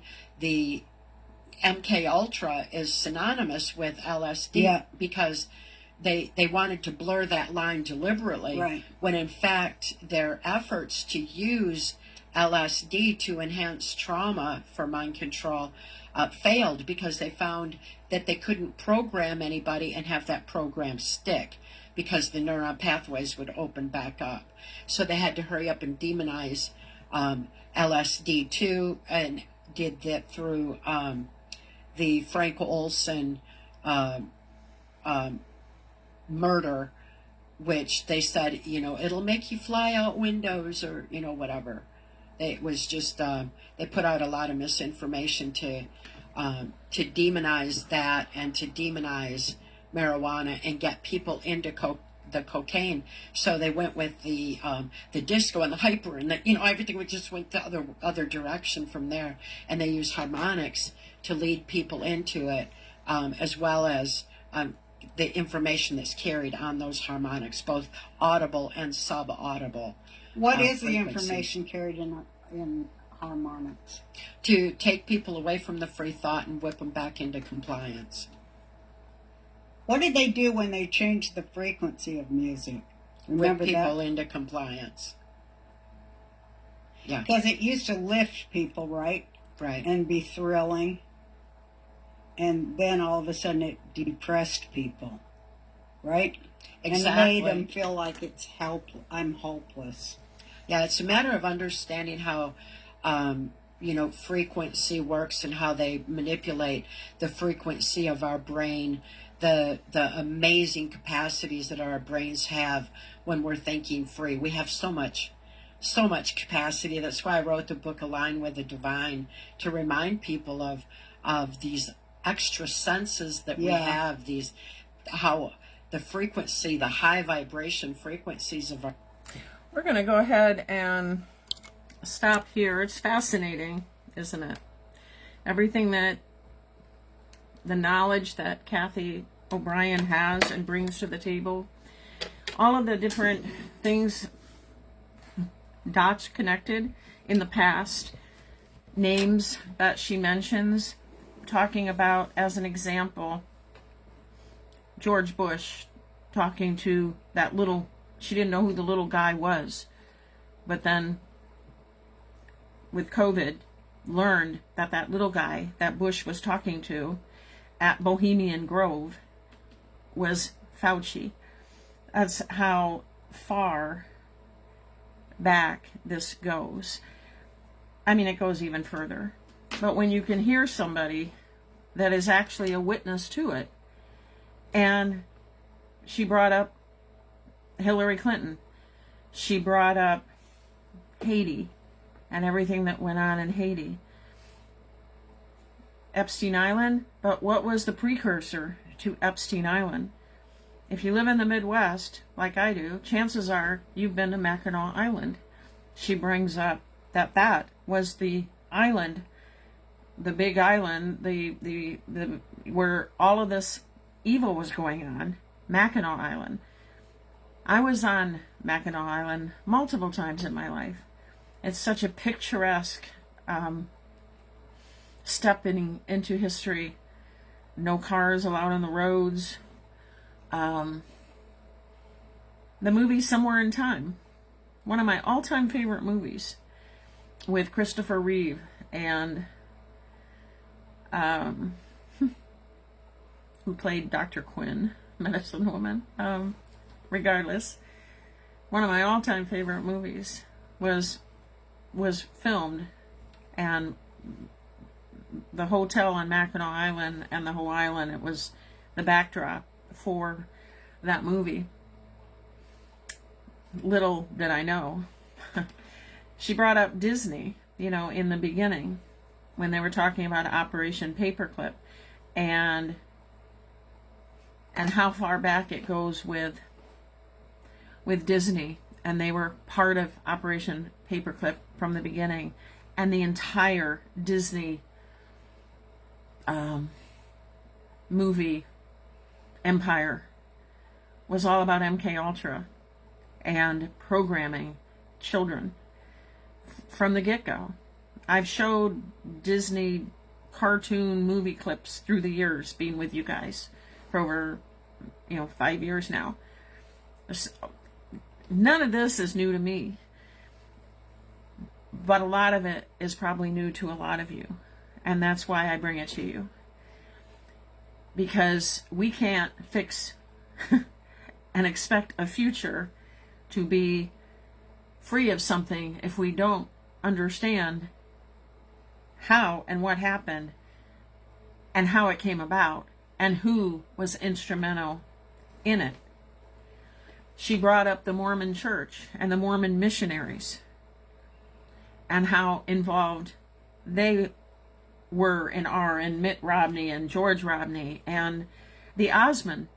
The Osmonds were used through harmonics and music for the programming of people through their music. And then disco was used. I loved disco. That was like my era, one of my eras, 70s. And all of these things were part of the MK Ultra programming.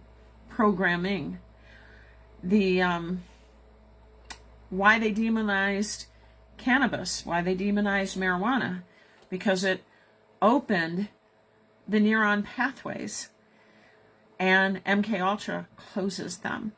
And neuron pathways being open allows people to have free thought and critical thinking skills. So marijuana was opening those pathways. So they had to demonize marijuana so that couldn't happen. And in the day, I wasn't like, a pothead and high all the time, but very frankly, I smoked it so I could sleep. Never smoked cigarettes, but it would help me get to sleep. I've always had, I'm a third shift circadian rhythm, born that way. Never could sleep well at night. As a kid, got in trouble because I'd be awake and my mom would punish me because I couldn't fall asleep. And when I was 18, 19, 20, before I ever had kids and had my own apartment, and I would listen to Pink Floyd and go to sleep. You could hear literally with every instrument in music. I could pick it out. It just opened that up. But ultimately, it let me it helped me sleep. And then I got married and had babies and never did again, But they demonized it. And we didn't know why. I knew it never hurt me. I knew I never got addicted by it. I knew how it helped me sleep. I knew these things. Yet, the medical community would put you on sleeping pills, but arrest you. The legal system would arrest you if you got caught with marijuana, but you could take sleeping pills from Big Pharma, So we'll pick up the rest of this, the second half, on our next podcast, which will probably be Thursday night, is my guess, and we'll do the rest of this fascinating interview. I hope you guys are I hope it's helping you to really connect dots and understand really what MK Ultra really is, and how we all have been, and how we've been brainwashed. If you're here watching this, you have had breakthrough. I have had breakthrough. I was as brainwashed as they come. I had no idea when God told me we'd been lied to about anything, what we had been lied to about. And we were all programmed. And so many people still are.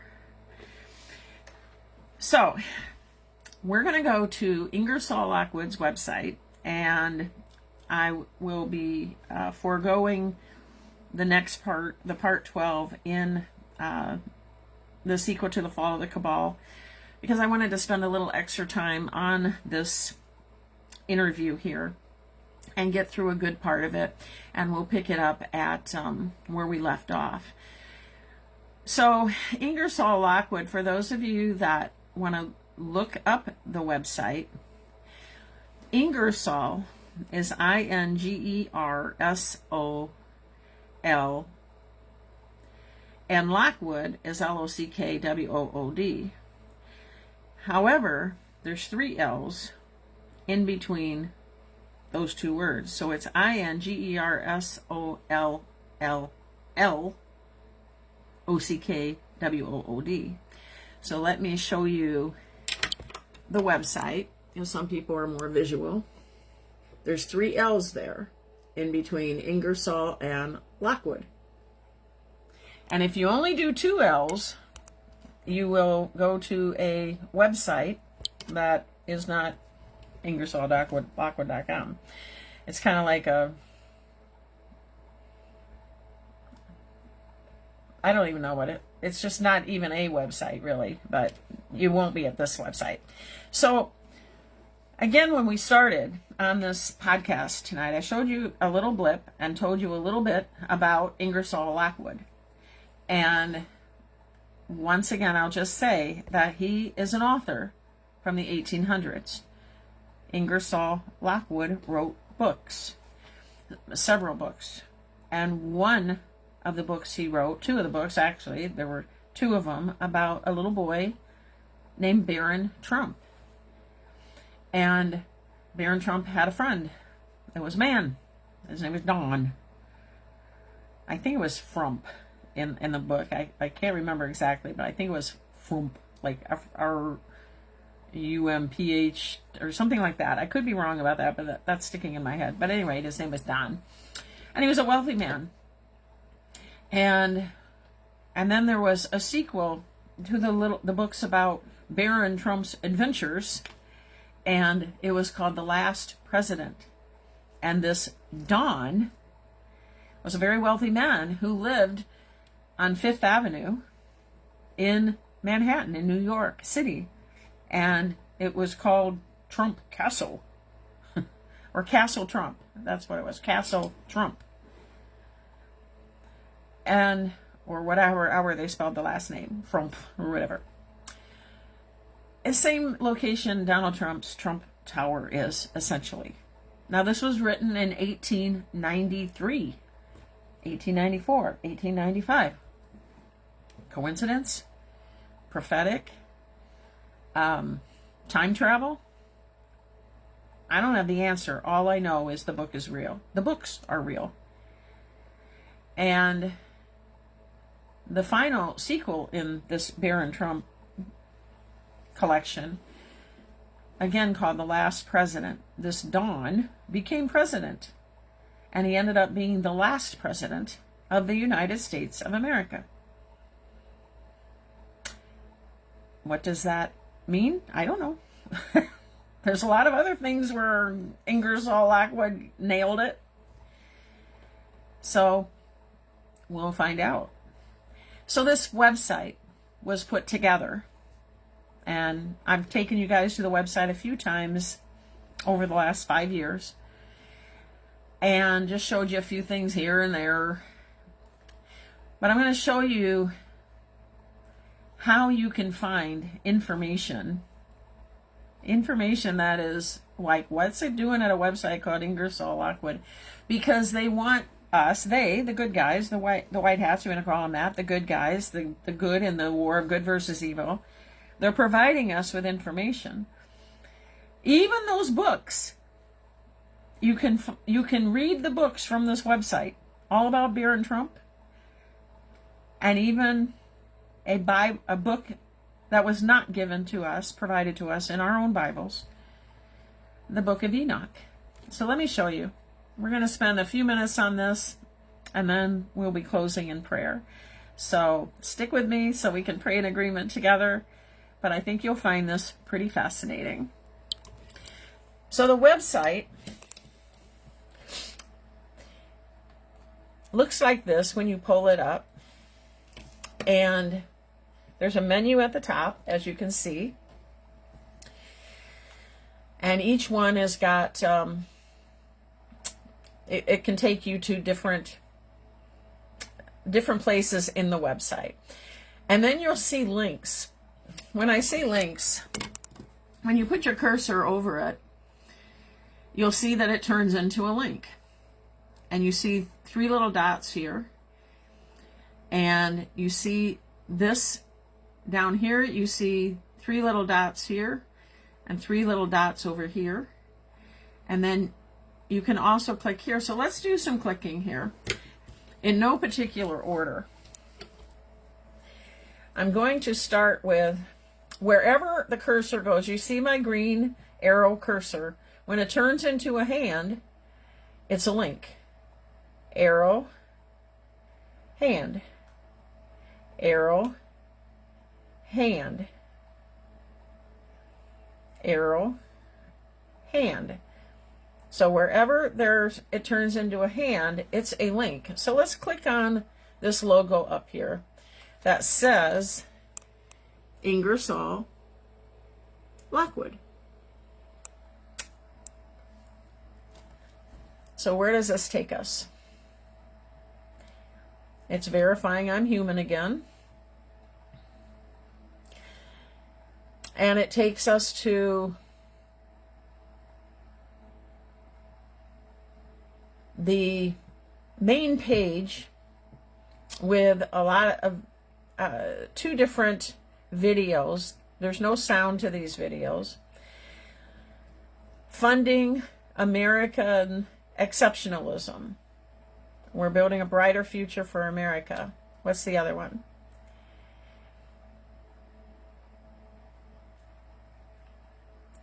And if you look through here, as you go down here, again, green arrow, and I run it over this whole line, you see it doesn't turn into anything until you get to the word America. You don't know that there's something there, but if you put your cursor, there's nothing under all these other words here. I'll come closer. There's nothing under all these words here. But to find out if there are any links, you have to run your cursor over it, and boom, there's a link. Is there one on there? No. So let's click on America and just see where it takes us. So this took us to DEF CON.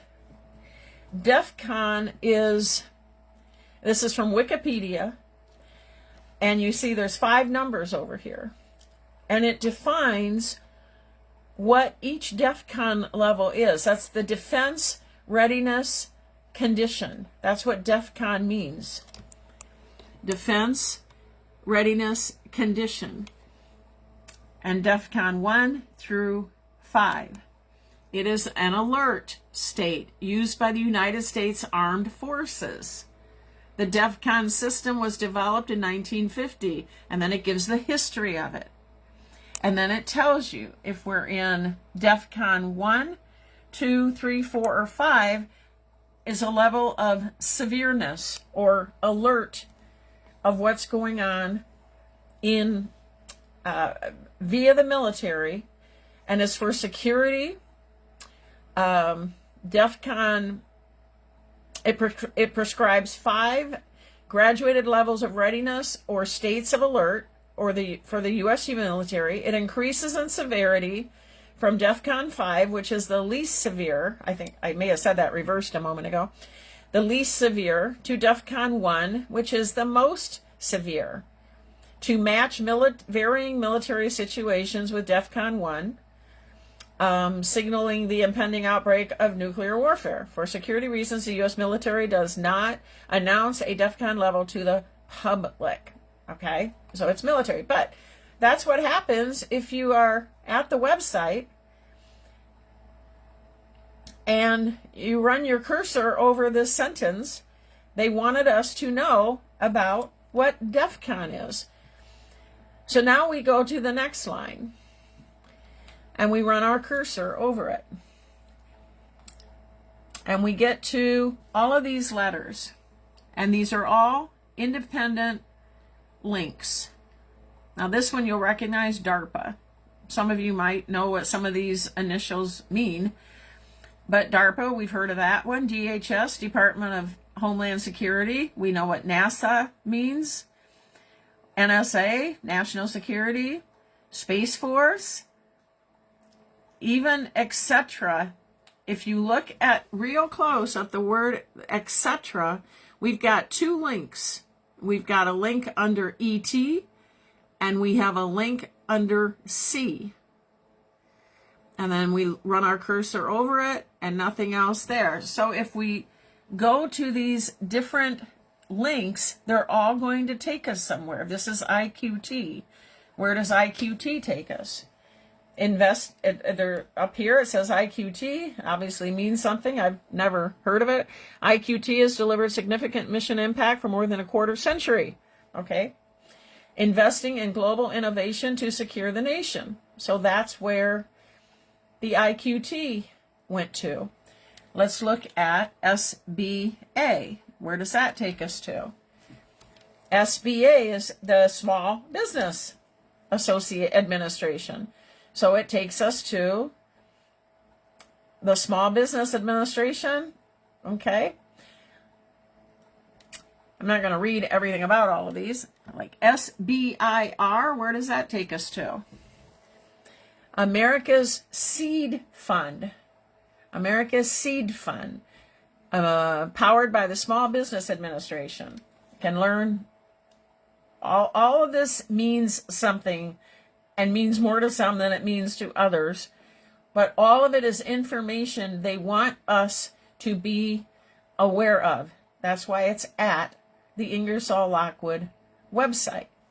So let's go to the next one, DARPA. We're familiar with the word DARPA.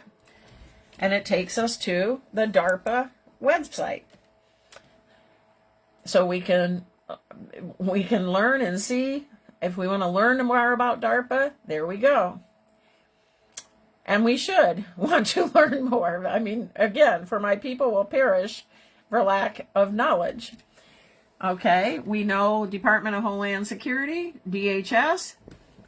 Ever didn't know how to get to their website? There it is. We can do it right from Ingersoll Lockwood and go to the Department of Homeland Security and all up to date of what's going on with news and updates from the Department of Homeland Security. As an example, today's August 11th.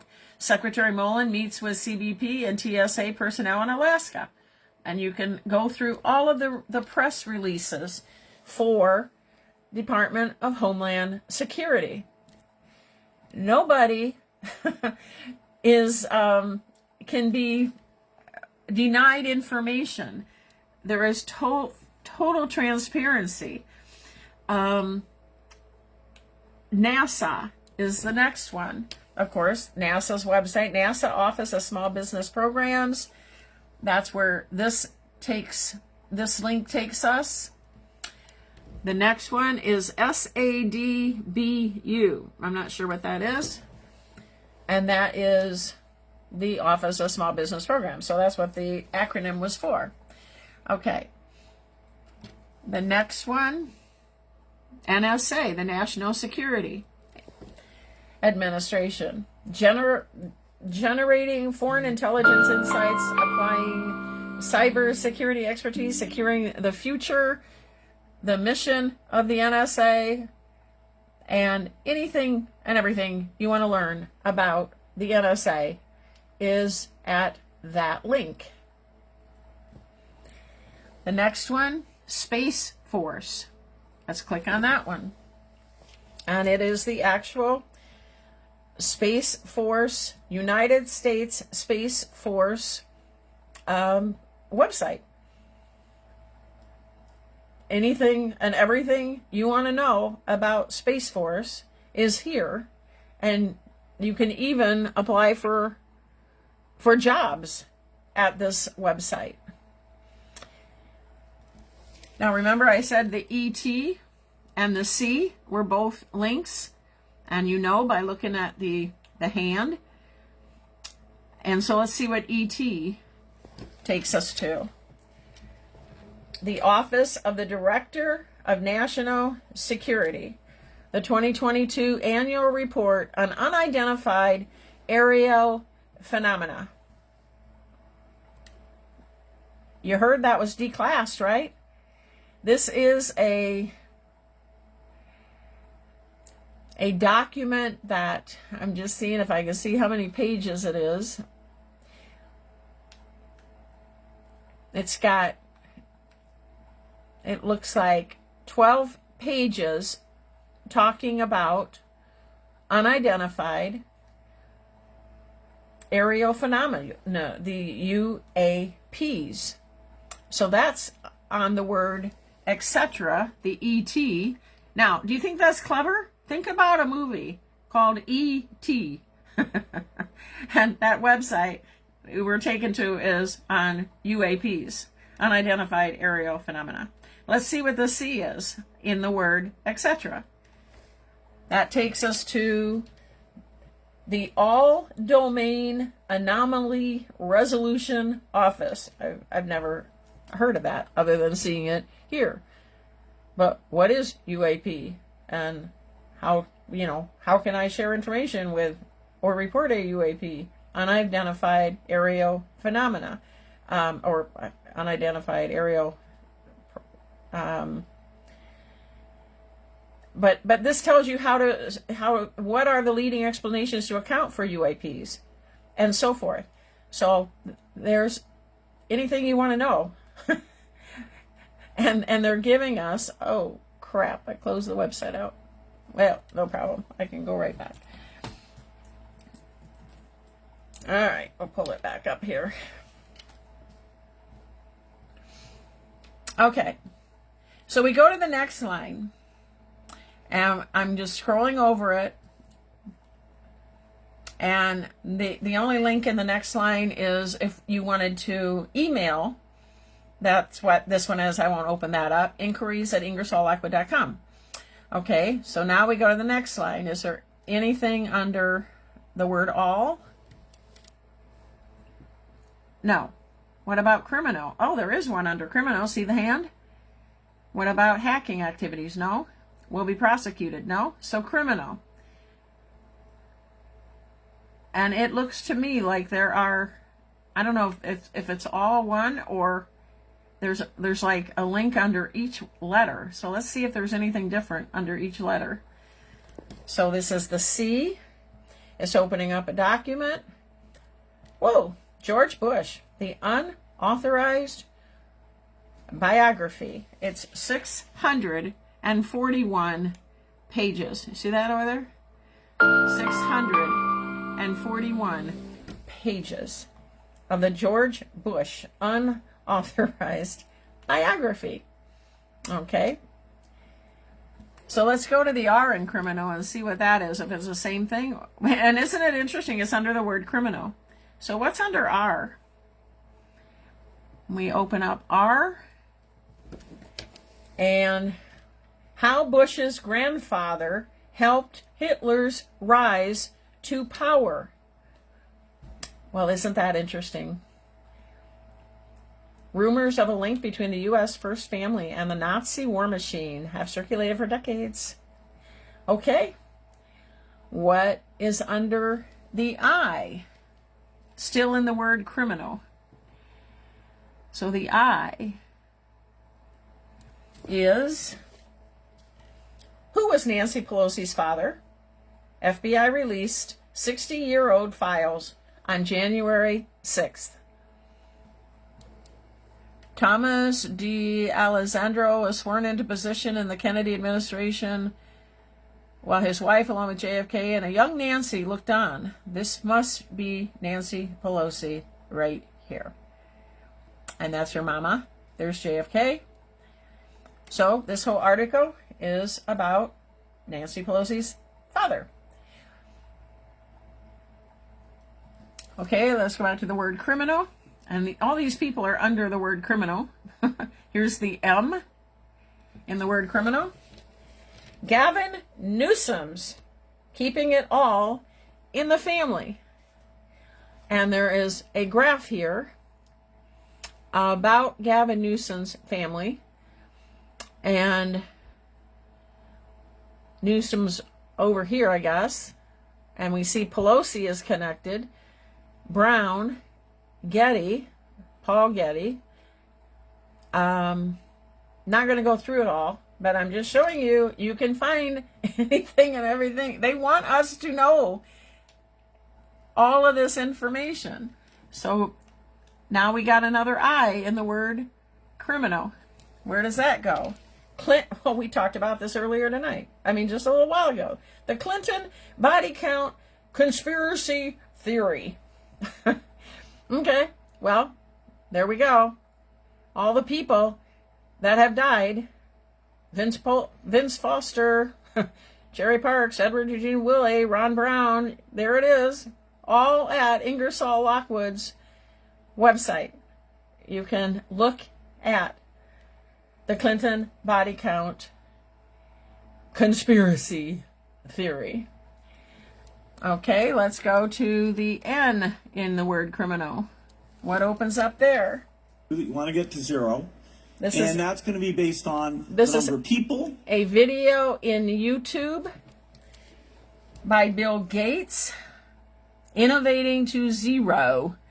It unveils his vision for the world's energy future. So you want to learn about some more about Bill Gates. It is at the Ingersoll Lockwood website. What about the A? What opens up with that? Catholic Stand. Catholic Stand. And I've got this in dark mode. That's why it's not white. I have it in dark mode. But it's called Catholic Stand. Eugenics in America, the legacy of Sanger and Gates. And all of this is about Margaret Sanger and Bill Gates and eugenics. And the final letter in the word criminal, L, takes us to a post in X by Nick Sorter. And it says, holy crap, Dr. Fauci was covering up data showing a miscarriage rate of over 80% in pregnant women who received mRNA COVID vaccines in their first trimester. And of course, all of this is coming out. This is probably Fauci 2.0 or 3.0. Doesn't even look like the same one that was in court recently. But at any rate, the raw data revealed an 82% miscarriage rate in women vaccinated during their first trimester. This is consistent with the 81% miscarriage rate noted in the Pfizer 5.3.6 post-market data.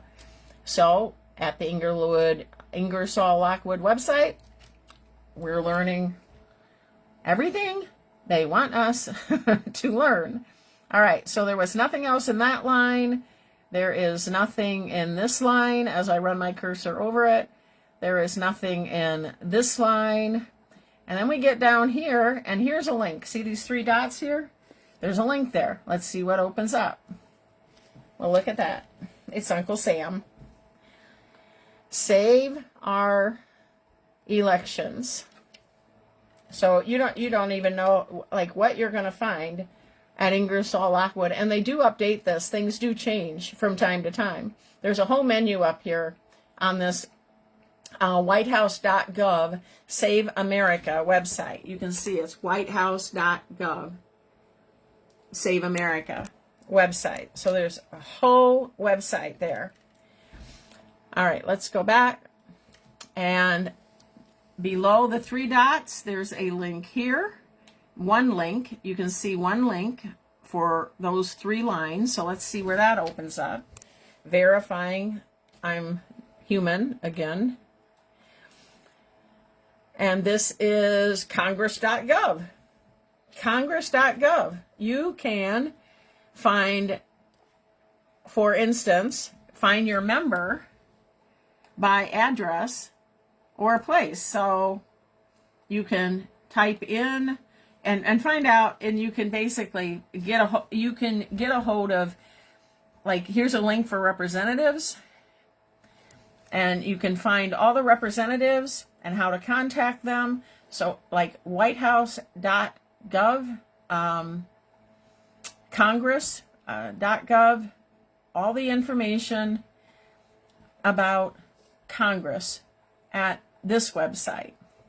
So that was what this link was. And then this is, these 3 pound signs is one link. And that is a video. I mean, an audio. These midterms are absolutely critical. If Americans want strength, prosperity, and a bright future, we must. And it is an audio from President Trump. It's 3 minutes and 37 seconds. I'm not going to play it right now just because we're kind of running out of time here. I mean, I'm not running out of time. I'm a night person, but a lot of you want to go to bed. All right. So real quickly, the 1717 Pennsylvania Avenue. There's a link under USA here, and there's a link under the 550000. Let's real quick go 1717, and this is what opens up at that link. It's a video of whitehouse.gov and about the Freedom 250 event. All right.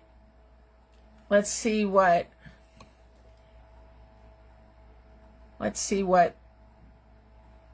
closed.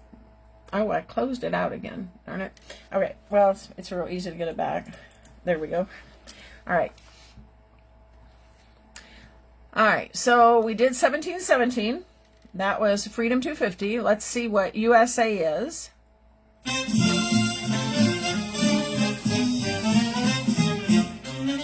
Banners fly, the trumpets blare.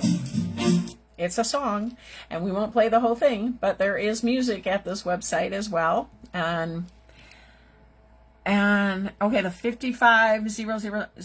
Let's see what that one is. This is a fact sheet. President Donald J. Trump declares a national emergency at the southern border. It was dated January 22nd, 2025. And this is the fact sheet about that national emergency. Okay. So I'm going to, there's more. I'm not going to go through every line, but there aren't too many links down here. Like I've checked this before coming like with you guys on this, and I don't think there's any right there. This is a link right here. There are, I don't think any links in here that I looked at. Okay, so let's just real quick see where this picture takes us. Sinister reason toxic haze smells of burning plastic. Experts warn of deadly health risks as chemical-filled wildfire smoke blankets U.S. This was an article last month on July 17th, 2026. Like I said, they update different things, and this is with the Daily Mail. So that was where that picture took us. And there's several scriptures here. Exodus 2, 1-10, Proverbs 2, 1-6, Mark 10:16, Matthew 19:14, and Matthew 18:6. This is one link. So let's see where it takes us. And look where it took us, to the Epstein Library. And I would suggest everybody read those scriptures as well, because they will be pertinent. But this is the actual U.S. Department of Justice website. To get all the declassified information is right here at the Ingersoll Lockwood website. And all right, I'm going to show you where you can get those documents. If you go to IngersollLockwood.com, I think there's just one more. Okay, there's just maybe 2 more links down here. Let's see what this one is. Media Without Corporate Influence, the Epoch Times. They're recommending the Epoch Times. If you guys aren't subscribed to that, you do get real news at the Epoch Times. So they have a link to that. And let's see what this link is down here. There's just one more link down here. And this is at PubMed, National Library of Medicine, Inhibition of Human Adenovirus Replication by the imported, whatever that is, AB1, nuclear import inhibitor ivermectin. So they're talking about ivermectin at this PubMed website that is at the Ingersoll Lockwood website. Now, there's also a menu down here, and this is all audios down here, and you can play them. You see that little play button? You can play them. My fellow Americans and time-traveling patriots, welcome to Ingersoll Lockwood Radio, where we go one, we go all together. One nation, under God. You're now listening to... That's like John F. Kennedy Sr.'s voice. Just saying. So there's lots of different audios you can listen to, and that bar will open up. Now, up in this menu, we're not going to spend much time here, but this is where you're going to find the Book of Enoch. This is where you're going to find Ingersoll Lockwood's. There are links here, their home button, how we work. All of these open, home is where we're at right now. How we work opens up a page that you can read. Insights also opens up a page that you can look at. News opens up another page that you can look at. News and resources and so forth. History opens up a page. My computer's just lagging a little bit. There's our history. There you go. And in this history page, you'll see here where it says our namesake. In the late 1800s, our namesake, which is Ingersoll Lockwood, delivered futuristic and visionary content over a century ahead of his time. Our mission is to build a brighter future for humanity, starting with the resurgence of American exceptionalism and strong defense. And there is a link for Ingersoll Lockwood. And this one must be in the process of being changed or updated, so won't worry about that. All right, so under library, well, the one thing I want to do before I go to library, I want to show you the Space Force. I've told you guys this before on this podcast, that when President Trump does this with his hands, it is that shape, okay? He doesn't do this, which is a pyramid, which is evil, people. He does this. JFK Jr. did it. Princess Diana did it.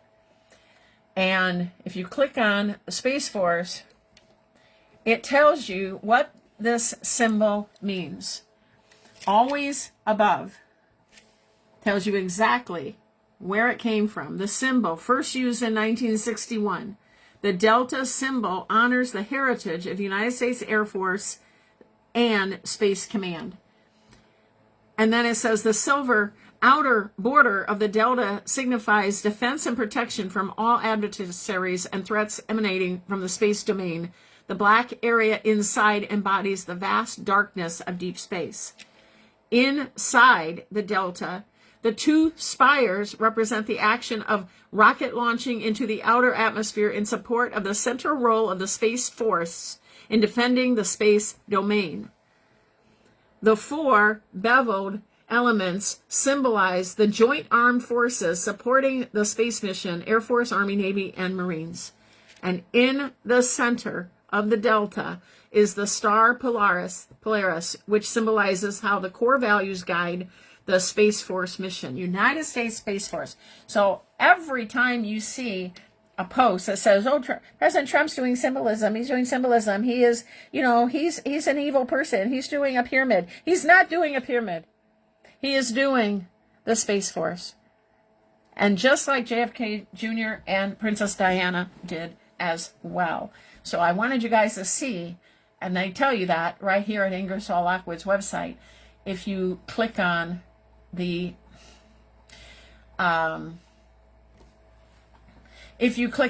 Space Force logo, and I keep closing it out, don't mean to, and if you click on that, it tells you exactly what that is. So if you got people telling you that Trump's doing some evil, satanic symbolism,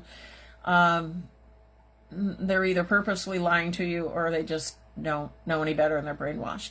So under the library, I am clicking on the library right now.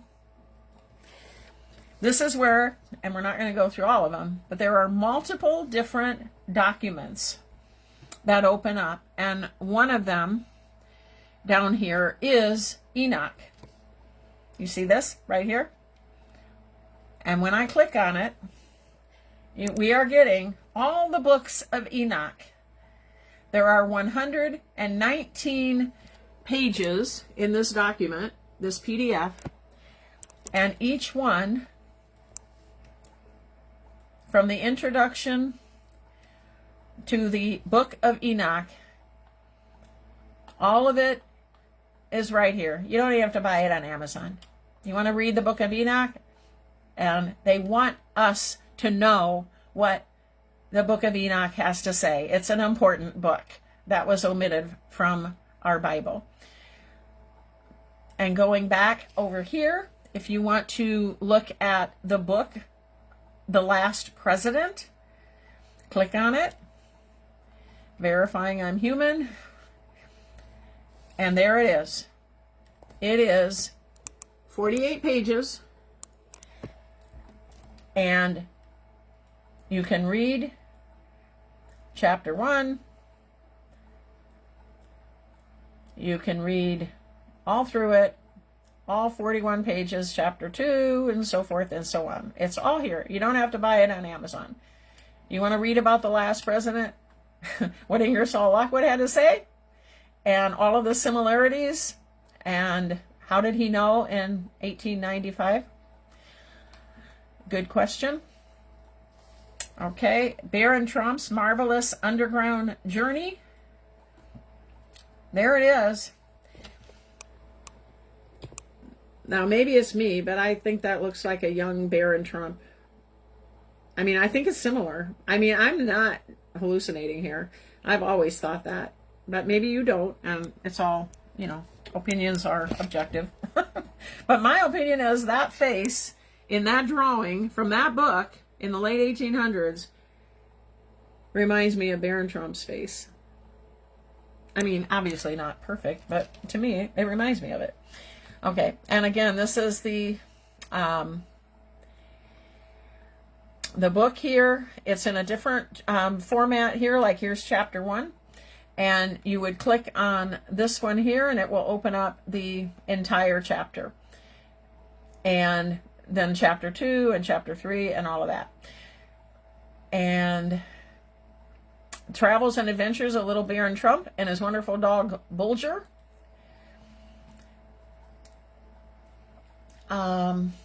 That took us back to the website, so maybe they're updating something there.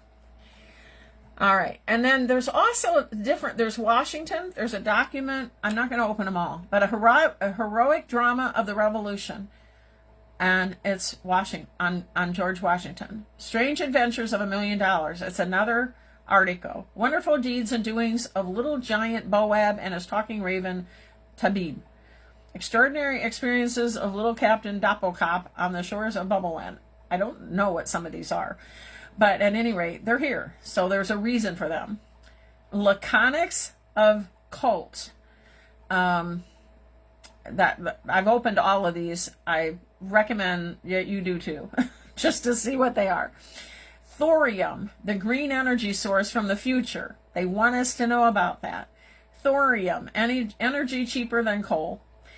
And then they give you links to the non-toxic farming handbook and the regenerative grower's guide and the victory garden for bees and the beginner's guide to heirloom farming. They want us to know about how to take care of ourselves. And all of it is here in the reading library. So, pretty cool, huh? If you go to IngersollLockwood.com, again, INGERSOLLL, 3 L's, because there's 2 L's in Ingersoll and 1 L in Lockwood. So IngersollLockwood.com. And you can find all that. And you can read the Book of Enoch. And you can read about Little Baron Trump. And you can read about the last president and who this Don guy was on Fifth Avenue in New York. Yeah, pretty fascinating. And there's a wealth of information there. So I hope you guys really enjoy that. I've been wanting to bring that to you guys for a while, and I never went through it link by link, but you do have to run your cursor over it to find those links, and they do update regularly. And so enjoy and go there, because it was given to us as another gift to us from the good guys who God has provided in this war of good versus evil. Okay, we are going to close now with our prayer. Let me just see if there was any comments that came up that I may have missed. Well, Brenda joined us from South Dakota, and she said hello to all from humid South Dakota. Thank you, Nancy, for all you do. You are so welcome. And thank you for your comment. I really appreciate it, Brenda. And all right, we're going to pray together, as we always do. The prayer from the Q Military Intelligence Operation. It was published on September 20th of 2020. It is telling us very simply in this prayer, as we pray to God, it's this prayer to God. We're praying for strengthening our faith and protection using the weapons of warfare. And if you had any doubt ever that God is in control and the people he put in control, as well as the others in this military intelligence operation, they know the Lord and they love the Lord. And they knew we would need the Lord as we go through our own journeys, our own awakening journeys. So please pray in agreement with me, and we'll close with the Lord's Prayer then following. Strengthen our faith, Lord. Forgive us our sins so that we may be clean in your righteousness. Make us brave so we can stand and fight the spiritual battles that are in our lives and in our world. And give us your wisdom and discernment, Lord, so we will not be caught off guard. Together, Lord, we win, because in truth, you already have. While evil still roams, the power of your name and your blood rises up in victory against every evil planned against us. While malicious actions may disturb us, we use the armor of God that you have equipped us with and given us so we can stand firm. You will bring justice in due time for all of the harm and needless violence aimed at your children. Until then, we remain in your presence, aligned with your purposes, Lord, and we look to you as our supreme commander and protector. Help us to avoid temptation and deliver us from evil. Lord, you are the mighty one. You are the one who will ultimately bring all evil to light, to truth. With you, Jesus, we are safe. Our Father, who art in heaven, holy be thy name. Thy kingdom come, thy will be done on earth. Thank you, Lord, as it is in heaven. Give us this day our daily bread, and forgive us our sins as we forgive those who sin against us. And lead us not into temptation, but deliver us from evil. And thank you for delivering this world from evil. For thine is the kingdom and the power and the glory forever and ever. And all the people said, amen. As I came to the end of this prayer and also praying the Lord's Prayer, I shared with you earlier in this podcast just a few things about the conversation I had with someone yesterday, and what if I were wrong, and why do I believe that, this is like as bad as everything is, that is going to turn out okay. And the other thing I quoted, one of the many things I quoted to her, but another thing I quoted to her was, how do I know? Because God told us in the Lord's Prayer, when Jesus taught his disciples how to pray, and we are one of them. we are spreading the gospel in this world to the lost. We are one of them. But Jesus said, this is how my Father wants you to pray. So God literally hand-delivered a prayer to us that said, thy kingdom come, thy will be done on earth as it is in heaven. And this is what I said to her. I said, God said it, and if we don't believe God said it, then we're believing Jesus lied to his disciples and to us. So either if God said it and Jesus isn't lying, which I don't believe Jesus lies, and I do believe God told us right there in that prayer, thy kingdom come. Whose kingdom? God's kingdom. Thy will be done. Whose will? God's will. Where? He wasn't stuttering. On earth, as it is in heaven. And that's what I told her. I said, I know Jesus doesn't lie, and he tells the truth. And he told his disciples, this is how my Father wants you to pray. So if God wanted us to believe that there wasn't going to be this thy kingdom coming and his will being done here, he wouldn't have said it. He would have said maybe something like, thy kingdom come, thy will be done when you're in heaven with me. I mean, he didn't say that. He could have said it in multiple different ways, but he didn't. He said, thy kingdom, thy will be done, thy kingdom come, thy will be done on this place we are all at. And then he didn't say, when you get to heaven, he said, as it is in heaven. So that's what gazed me. And she was seeking information.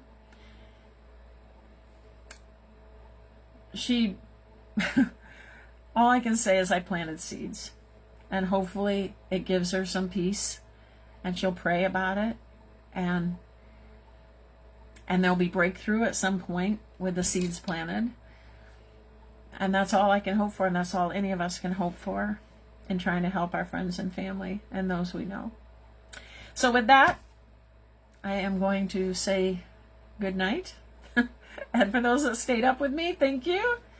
I hope it was helpful tonight, learning from Cathy O'Brien, learning about Ingersoll Lockwood's website and where to find all those wonderful resources. And go there and experiment. Just start clicking away. And you won't perish for lack of knowledge, because there's so much there for us that's been provided for us. So with that, I'll say thank you to everyone who left comments, was with me live here, for all of you watching on Rumble or YouTube or anywhere else where this video is posted. I'm glad you were with us. You're part of the Seeking Truth Always family, and I look forward to being with you next time. So with that, I'll say this is Nancy with Seeking Truth Always, and I look forward to seeing you again very soon, probably Thursday. Bye for now, and God bless you.